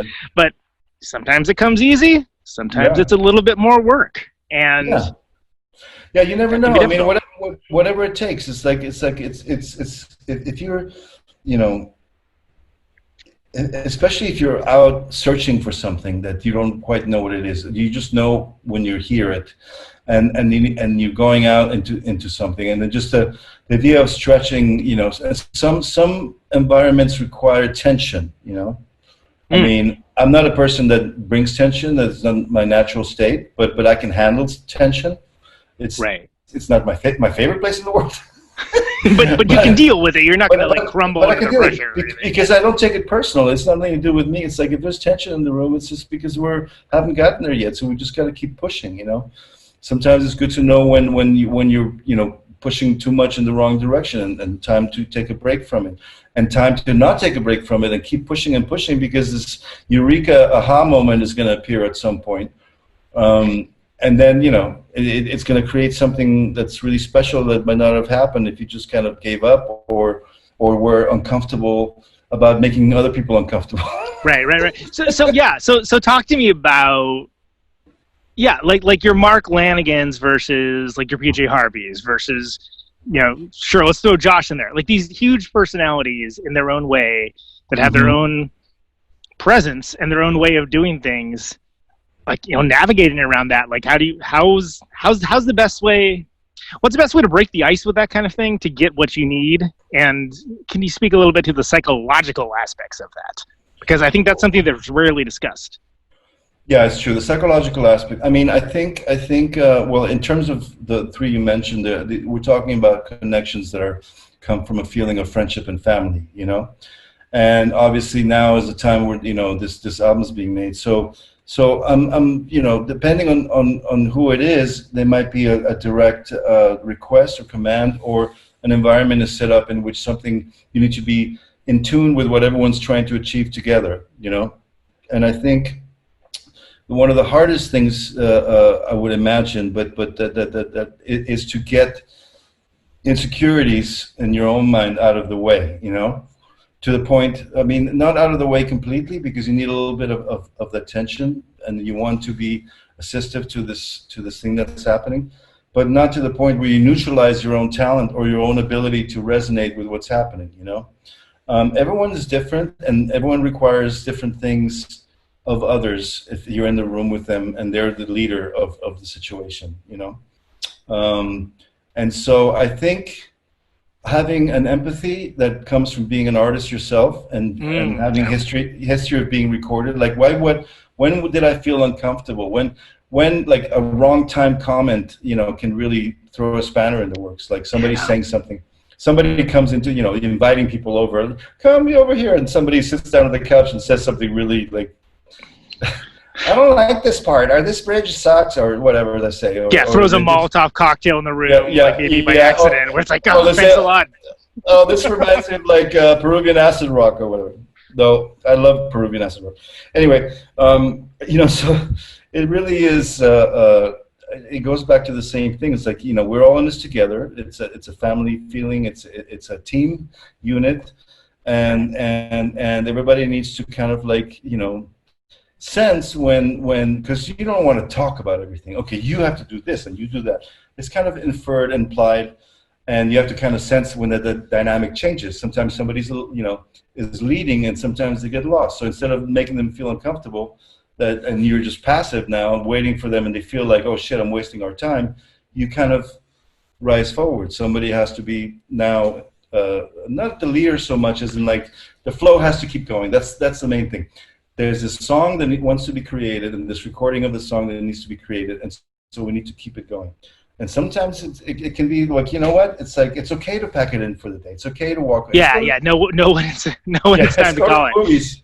Take the L, as we said earlier with the skating. Yeah, exactly. I mean, obviously, in some drug situations, stopping is not an option. Yeah. Well, and so it's almost like, you got to be one part coach, one part parent, one part marriage counselor, right? To get through like some things, and some things it's like, oh, this is easy. This is just we're all doing a cool thing and making something neat here. Well, I mean, I think the inner dialogue that becomes the outer dialogue in the sense that when you take you have your own inner dialogue that is destructive or negative, and you get used to kind of like, observing it instead of, after you suffer enough years of giving into your own inner dialogue that is destructive to you, and just accept it for what it is, and that it's an ongoing thing, and then you don't give it enough like power to react to it, and you kind of like, are empathic to it, and I think that's just like, it just becomes like the experience of having been on the other side of it and having been in a room full of producers and engineers. I mean, engineers in my life have always been awesome. Some producers have been less than awesome. We talked about earlier days. Because they were just bulldozing through something and really did not care what we had to say about it, because they're the ones that got paid $200,000, and therefore they know what the hell is up. The truth is that they don't want to admit they don't know what the hell is up, and they don't ask you for your help in helping them help you make the record that you want to make. And well, it's just like Walmart is the best department store because it's the biggest, right? Yeah, exactly. Right. I think what you're talking about, harkening back to our quantum mechanics talk, it's like the Heisenberg uncertainty principle, right? The act of observation can change something. Can change, yeah. And, it's something where I think about the fact that, and harkening back. I love it. You're harkening. Let's harken back. Harken tea. Just using the word hark, suddenly you wake up in 1867. Oh my God, the time machine in a word. For a show that's so needlessly loquacious, I sure pull some weird aphorisms out of my ass. Loquacious, I love it. Oh my God. Okay. Talking about serving the song, right? Serving the song. The sound, whether it's something where it's a conscious or subconscious thing, serves a purpose. It does the thing that it's meant to do. It's not one size fits all. And I think that's one thing that again, and I talked about earlier, that when you first came to my attention, I was like, oh, let me listen back to like all the rest of this dude's stuff, because I am familiar with you because the Lullabies is the first one that I heard, and then I was like, oh wait, he did this other Queens of Stone Age, and I kind of went backwards and listened to all of it. A lot of times, heavy music, I'm going to use air quotes here for the listeners, heavy music doesn't really lend itself very well to using, Baroque instrumentation. Like there tends to be like a almost like caveman style approach to it. And not at all with the stuff that you've done. I think, not that I'm saying you're a champion of the Baroque necessarily, but it still seems like you're serving the song, right? And when you're working with Josh and company, with a band like Queens of Stone Age, and like you hear like, okay, cool, heavy riff, awesome. Like, at what point do you do like, oh, you know what, this needs this thing, and they're like, what the hell is that thing? I mean, like, what does that conversation look like? Because it seems like it's very open and welcome, and it seems like an incredible partnership from an outside perspective. They're like again, symbiosis, right? Yeah. And like you can just tell, it's just like, oh, this is like, it made certain parts of that band's catalog made sense to me after I understand who you were and where you came from. But not in like a way that's like, hey, look at me, I'm doing the thing. It's the Clear Mountain Pause. Second Clear Mountain Pause mention in this episode, by the way. And I think that's where I'm going with all that is, quote unquote, heavy music, heavy rock, whatever you want to call it, doesn't tend to be that adventurous. So, well, I mean, it doesn't have to not be. I mean, at some point, the Baroque elements were the heavy music at the time. That's cool. I like that. And the thing is that it's also about contrast and textures. Like, how do you know how heavy a sound is or can be unless you have a fragile sound next to it? Like in Someone in the Wolf, I brought my Marxophone. This little tiny. Twins wouldn't be a funny movie if Arnold Schwarzenegger was 6'1". Like it's. Sorry, that's a terrible analogy. I interrupted you for a terrible analogy. But it totally makes sense. It's like it's about contrast and textures. And Josh has always been a adventurous and a searcher. And he requested me to bring he trusted me to bring other things that, like I'm always collecting and got so many hundreds and hundreds of instruments. and you know, not everything I bring is going to work, you know, but I kind of bring a short list of things that I can imagine working, and depending on what it is. But I mean, to be able to have those textures that give it this timelessness too, because talking about having an arrangement that involves instruments whose creation spans 500 years. I mean, how cool is that? You know, it does give it this sort of like longer view of history approach. Yeah, that's. I don't know. It's cool. Like it makes sense if you think about it, but you don't have to think about it because you just hear it and it sounds good, right? Yeah, I mean, you know, it's like, you know, there's like theremin on Def, you know, which I just bought the day before, and he asked me to bring it, and I had no idea how to play it. And but he asked me to play it, so I just had the assistant engineer make a fretboard on the opposite wall with tape that I could just point my finger at. All the notes were there, like a 2-octave fretboard, and I just found my oh man, so that's awesome. That reminds me of Fripp. Like doing the feedback from the different tape locations on the ground, like just like like flat out utilitarianism making records. I mean, just had to. Like, I'm not gonna fucking be there for this, you know, recording for this fucking iconic record. Bring a theremin and then just fail and be like, oh. I mean, obviously, I have no right. And everyone's all nice going, Clara Rockmore. I mean, exactly, because you know, Clara is a genius, and there's so many people that play the thing beautifully, and I happen to just love it, and I just happened to get one. And he happened to ask me to bring it, and so whatever, it made it work. Sounds great. I mean, you can't argue with the results. Like, it sounds badass. I mean, you know, it's in tune at least. You don't have the frets in front of me there. Well, yeah, I mean, like, but it seems like that band within its framework allows for that degree of, you know, trying cool stuff and trying different things and oh, absolutely. Not only allows, but kind of demands. You know, that's the thing. You know, it's beautiful to be around, you know, Troy and you know, everybody in the band throughout the years. Nick, I mean, I've worked with Nick on so many other projects besides Queens too, and you know, it's just like this beautiful family, extended family. That's a feeling that I get more than anything.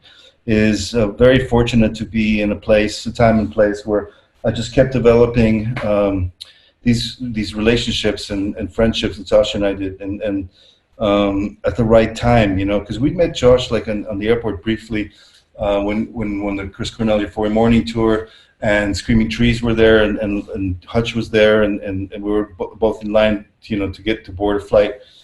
And then he saw us at Matt Cameron's wedding when Natasha and I performed Ave Maria, and then he kind of like, you know, the first time we met when we opened up for them, there was this connection, and then we spent almost every night hanging out for years after that, you know, and it became this connection. I think when the friendship is there, and this mutual respect, the cross pollination of inspiration, you know, which happened like 11 changed after Soundgarden, and 11 changed after Queens, and in a way maybe both did a little bit, you know, or at least Chris did, you know. Cross-pollinating. I mean, it's because, you know, you can't work in a vacuum. It's a music of the time, and there was this beautiful connection in the early '90s that happened, and it happened, you know, a couple times in our lives, and it continues. You know, now that I'm working with a lot of the newer kids, the younger generation, the younger kids, it's just beautiful too, because I'm almost like, you know, suddenly I become like an elder, like, oh, you were there for this, and we love that. And, you know, yeah, and they look at it like the Rolling Stones or something, where it's like, oh, okay, yeah, that was a long time ago. Because in my mind, I'm still like a 17-year-old, like, you know, that can't wait for another album, another jam, another instrument that I can try to get my hands on. You know, it's just still going. Yeah, but I think that connection comes from, you know, like I said, like I think great things can happen when there's a personal resonance, like a friendship, like a thing, everybody working together.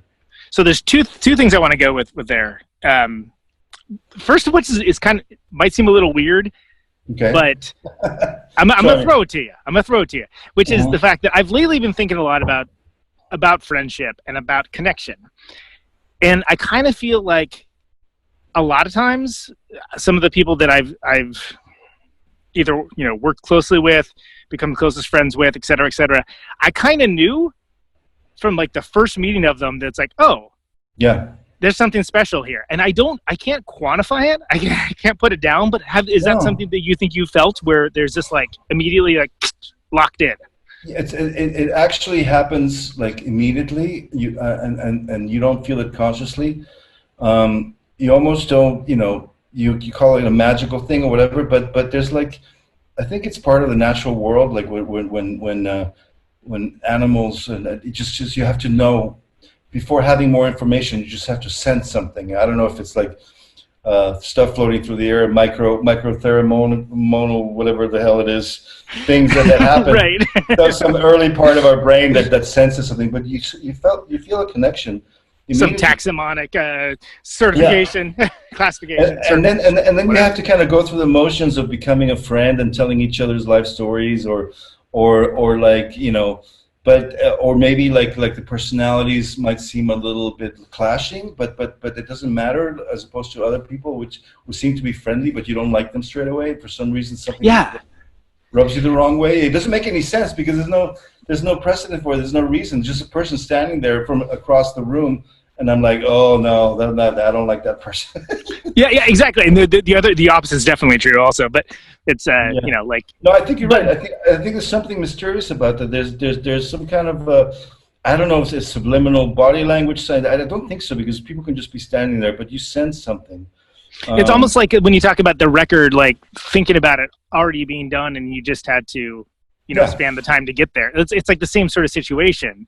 Yeah, I agree. I agree. I mean, it's been my experience that, and also like I've actually been thinking about this a lot, so I'm super stoked that you're not. Well, I don't know. On the coffee table about this. Have you ever read Rupert Sheldrake's The Sense of Being Stared At, or any of his? He's kind of like a lot of scientists called him a pseudoscientist and a quack, but he took the Carl Jung's collective unconscious a little bit further into the physical world, like a storehouse of information that that all the species experiences deposit more into this library that is accessible non-locally, beyond space-time.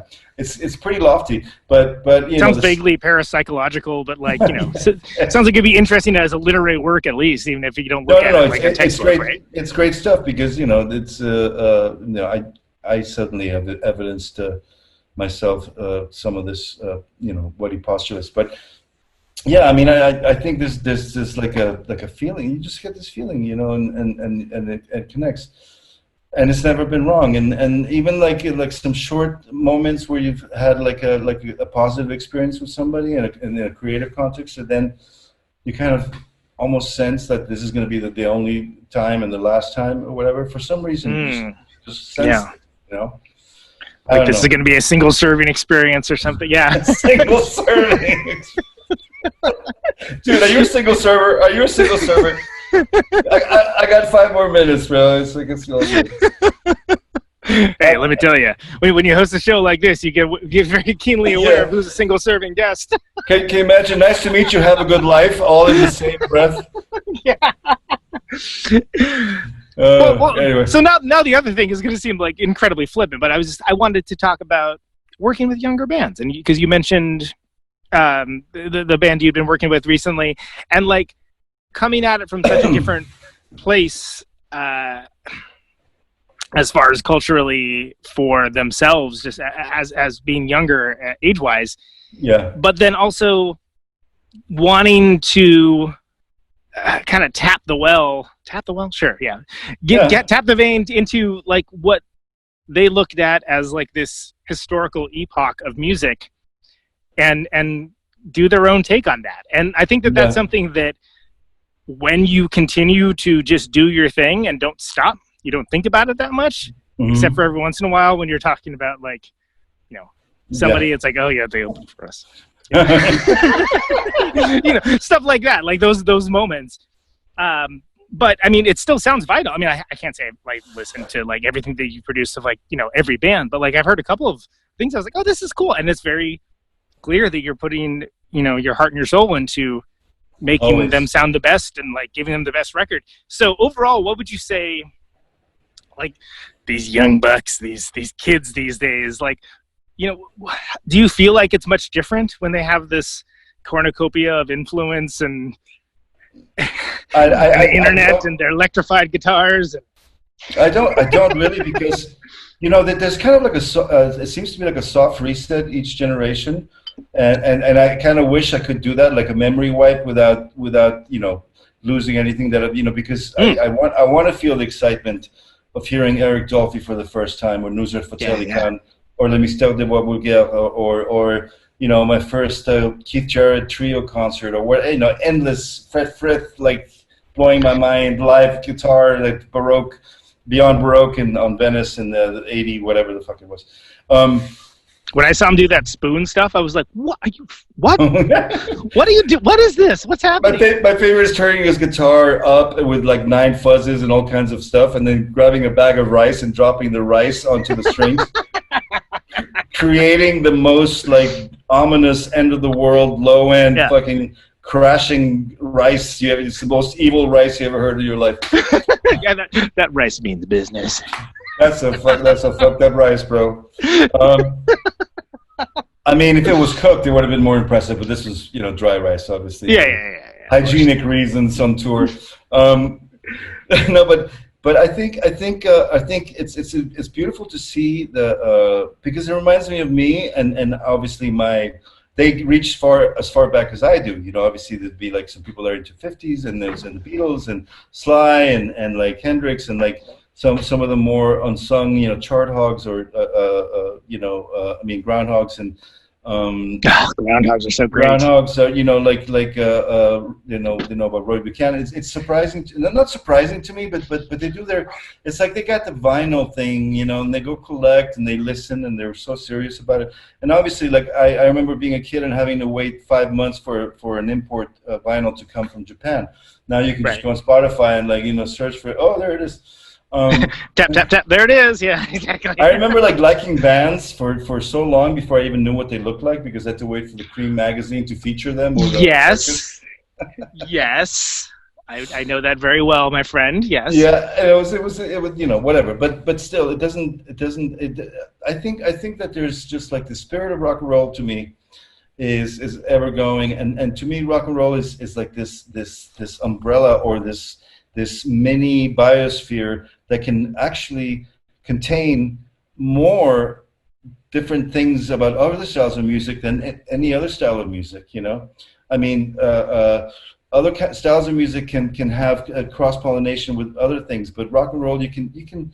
I mean, if you say it's just such a broad term, it can contain so many things, and like. Right.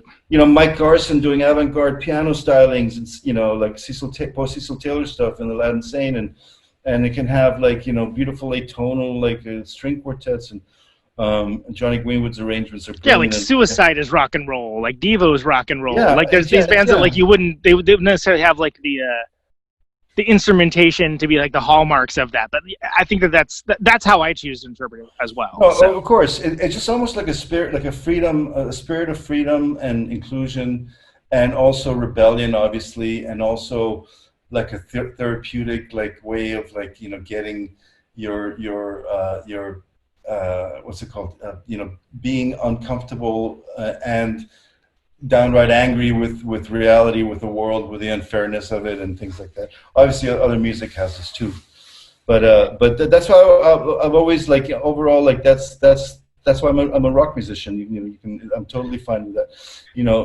I can play bits of music inside that appear to be related to other styles, but it's.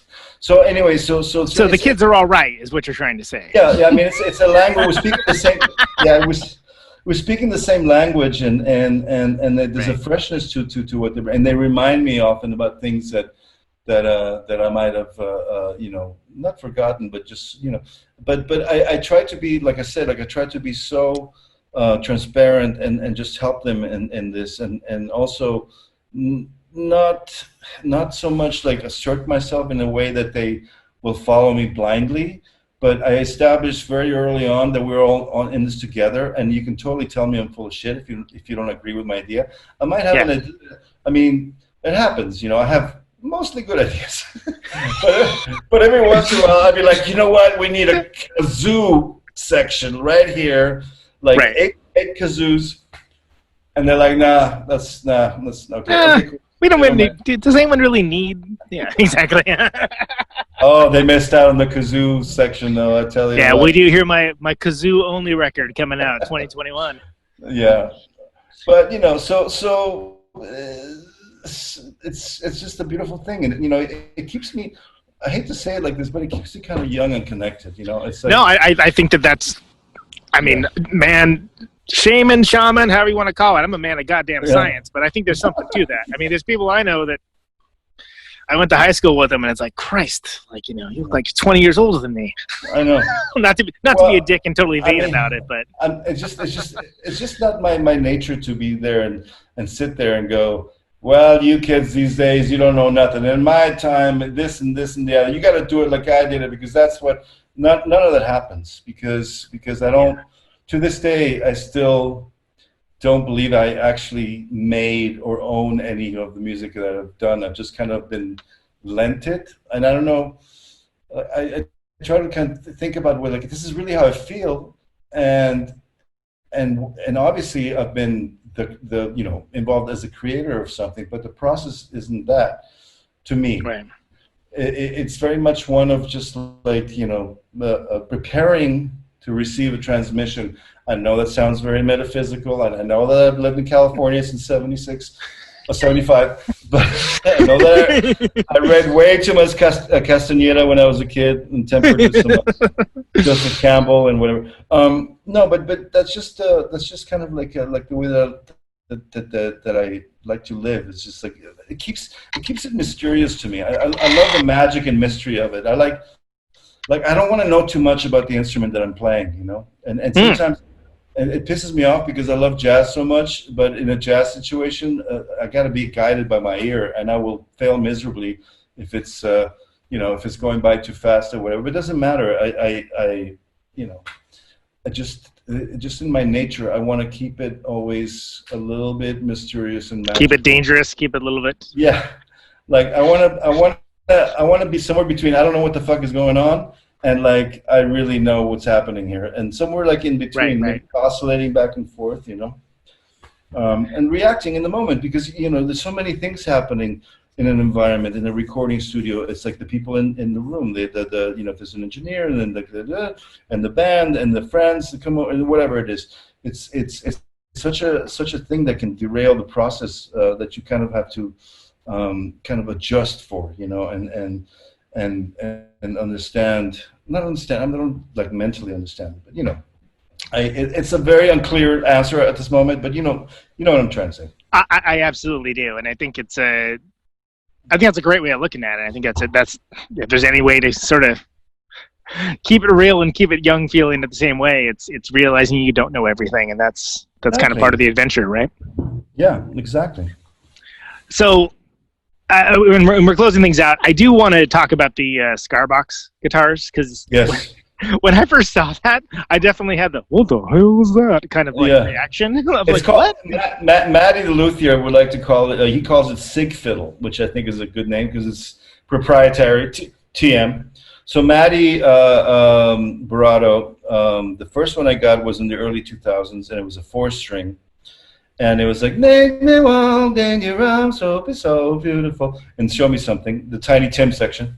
Yeah. And then sometime in 2005 or 6 or something, he made me my 8-string, and we decided to do it like a C and 4ths tuning. And then I had that instrument with me during the Crooked Vultures tour. And all the which we didn't even talk about. Christ. Okay. Yeah. Okay.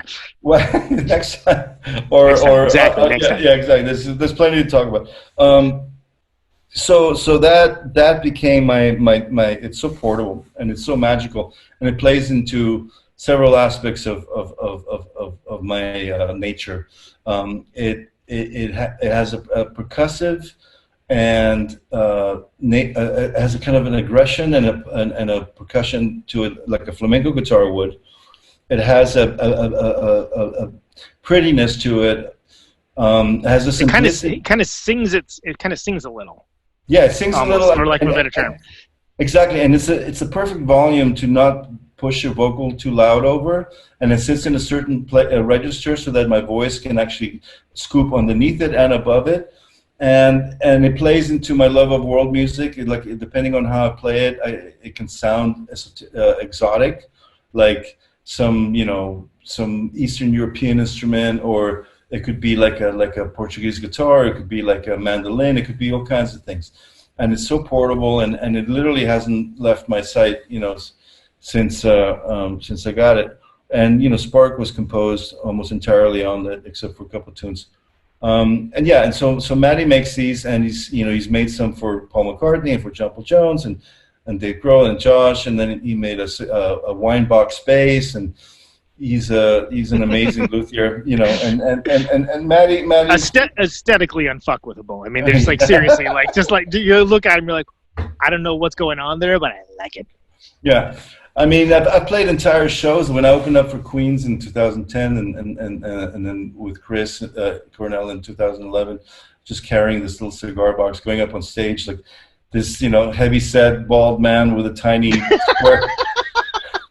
Comes out and sings tender songs in a context of like a festival when Rage is about to take the stage. Yeah, and there's some bro with his shirt off, and it's just like, this is not what I expected. I was going to see. I mean, it's just, I think I get a applause just for the balls and the daring do spirit. It's like, we can do this. It's a tiny box. I got it. Yeah, but it sounds great, and it does the thing, and there's, and I think the key thing is you're doing it with complete authority and knowing who you are, which I think you can get by a lot of stuff that maybe other folks couldn't just because of that. Like you're like, oh no, that's serving a purpose. Yeah. This isn't just an aesthetic. No. What actually has become is drawn out an aspect of myself, a very specific aspect of myself. Plugged into it that I can manifest through this instrument that I can't on any other instrument. Like I play completely differently on a cigar box and compose completely different on a sig fiddle. Sorry, Maddie, a sig fiddle than any other instrument existing, and it actually draws songs out of me. It's got an economy, the way that it's tuned, and because it has octave strings on the low C and F. It's basically tuned like if you put your a capo or finger on the 8th fret, right, mm-hmm. C, and then you just break away the high E and B strings. So that's what it is, and it just has this way of doing the cross of melodic possibilities because of the octave strings on the bottom, and the way that I pick. It's a beautiful thing. And he's made me a couple tour-worthy ones, because when I was opening up for Mondo Cane with Mike Patton here in Chile, I actually tripped on the lip into catering that I knew was there after 3 days. And I went flying, and I was wearing this poncho, and as I was flying through the air, I didn't cut the strings. I had them kind of curly. Yeah, I know it all too well. Yep. And it got stuck on the poncho, and when I was flying through the air and trying to literally throw it to the side in a smooth fashion, I landed square on it, all 230 pounds of me, and literally I crushed it. And so anyway, he's made me a much more resilient box. He fixed it, and it actually has only lost about 4% of its resonance. Sadly. Well, that's a credit to the craftsmanship, I think, for sure. Especially because it just the top was just completely floating. The reason why it's so resonant is the top is floating. It doesn't have like a super reinforced, So. Well, what I like about it is that there's at least the perceived fragility. Fragility. Fragility. It breaks real easy. I like that about it. Shamenity. Shamenity. Shamanity. Shamanity. Shamanity. Shamanity. It's a Mel Brooks song. Let's go the whole thing off. But yeah, like it does have that thing where you look at it, you're like, that thing could break very easily, or at least that's what I think of, because I'm apparently a chaos theory purveyor. But and it's I don't know, it's really fascinating, and I will henceforth use the correct terminology for it. Sick fiddle. So Alan, I want to thank you so much for spending so much time with me. This has been a blast. I'm so glad we finally got to do it. Last thing, and I always ask everyone as we're closing it out, and you can choose to interpret it however you like. Why do you do what you do? Because I have no other choice. I think I was pretty much aware of this by the time I was 4, because my best moments were involved music floating through the house, and the mystery of seeing my uncle play the instruments, and that's the happiest I felt was when music was happening. So I thought, I feel most connected and most alive and most anxiety-free and freaking out about the state of the world, because I was kind of a sensitive kid. So I'm one of those panic attack at 7 kind of guys, So yeah, music was it. I mean, it's a long answer, but yeah, music is it. I do it because it's the only way I know how to connect to the best aspect of being alive. Yeah. Well, I thank you for it. I thank you for the music. Available in our present causality and timeline, Friday. Wait, 31st. Yeah, 31st, whatever that is. He might get out of Chile eventually. Tune in next week. We'll see. Yeah, exactly. Yeah. It's a great record, brother. Thanks so much for doing the show. I appreciate that. Yeah, stay safe out there. You too, brother. Thank you for the awesome hang. Yeah, man. And thanks for everybody listening. Thank you too for indulging us. All right. There goes Mr.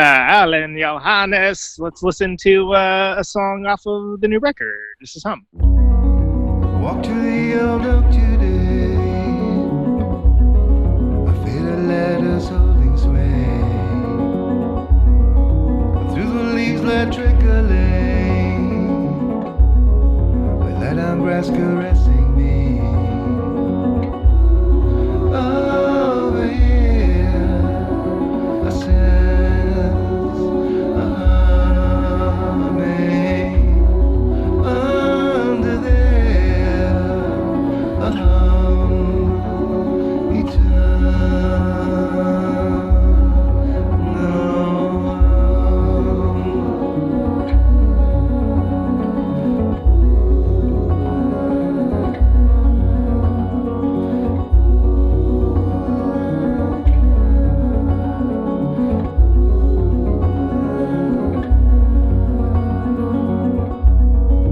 Devil turning inside out, and in my open quickening, invisibly you're saving hand, as I survive the slipping land. Over there, I sense a humming. Under here, a hum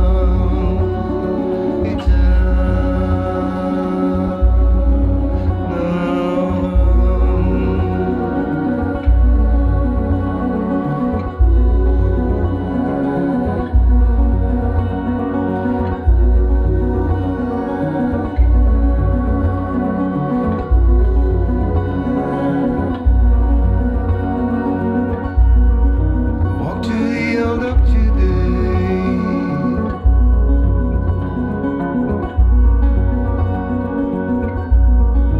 Feel the letters holding sway.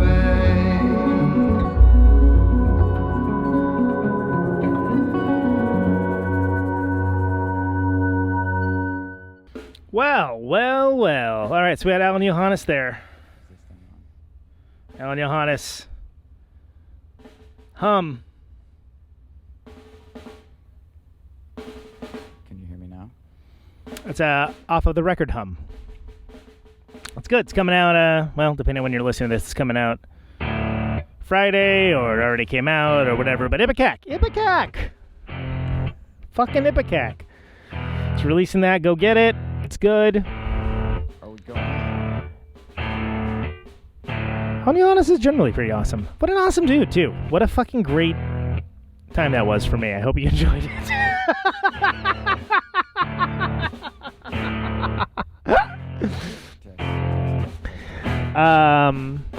Yeah, hey, so name of the show is Conan Neutron's Protonic Reversal.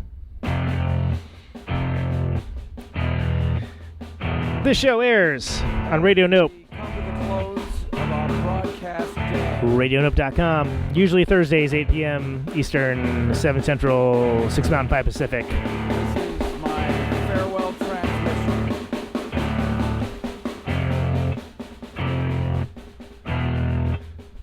Signing off. ProtonicReversal.com for the archives. This is America. All the ships at sea. Always free. Anyone within the sound of my voice. Patreon.com/Protonic Reversal. Get episodes sooner. $1 a month will get you there. No ads, no sponsors. I've got No kidding. 50,000 watts of power. Great stuff coming up as always. Thanks for sharing the show around. It's always appreciated. Much appreciated. Ionize the air.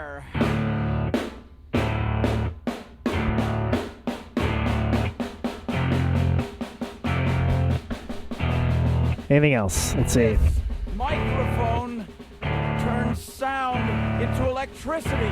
Alain Johannes is a badass. Stay safe out You there hear me now? and take it easy. Out on Route 128. Take it easy. I got my radio on. Can you hear me now? Can you hear me now?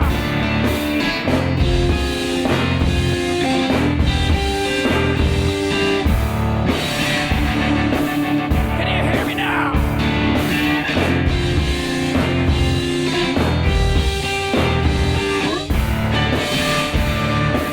Can you hear me now? The end of radio.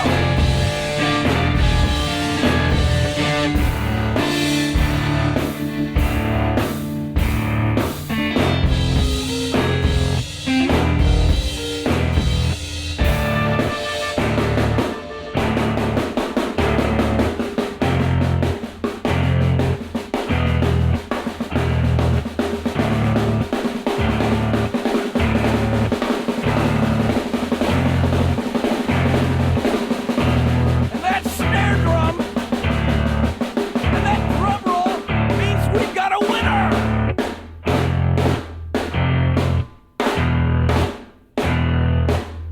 If you're the fifth caller, or any caller at all,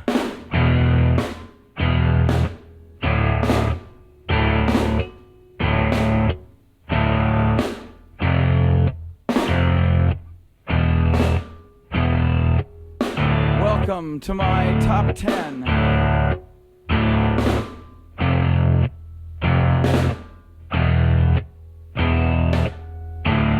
I'd like to thank our sponsor. But we haven't got a sponsor. Not if you were the last man on earth. She was prepared to prove it. This one goes out to a special girl.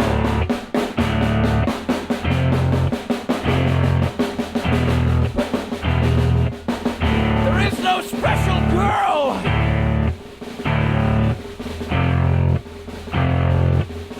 It's the end of radio.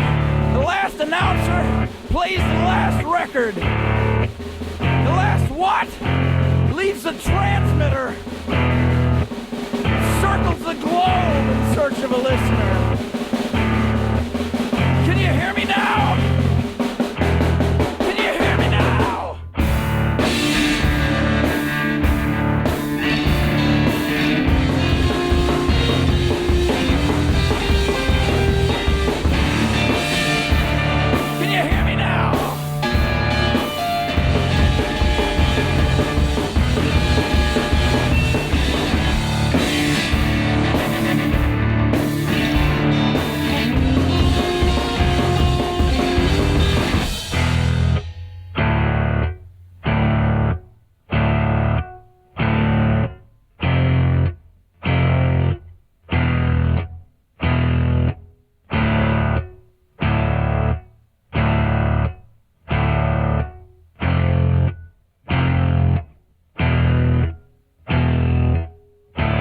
really broadcasting if there's no one there to receive? It's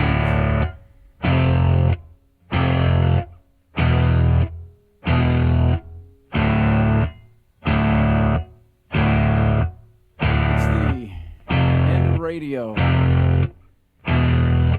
As we come to the close of our broadcast day,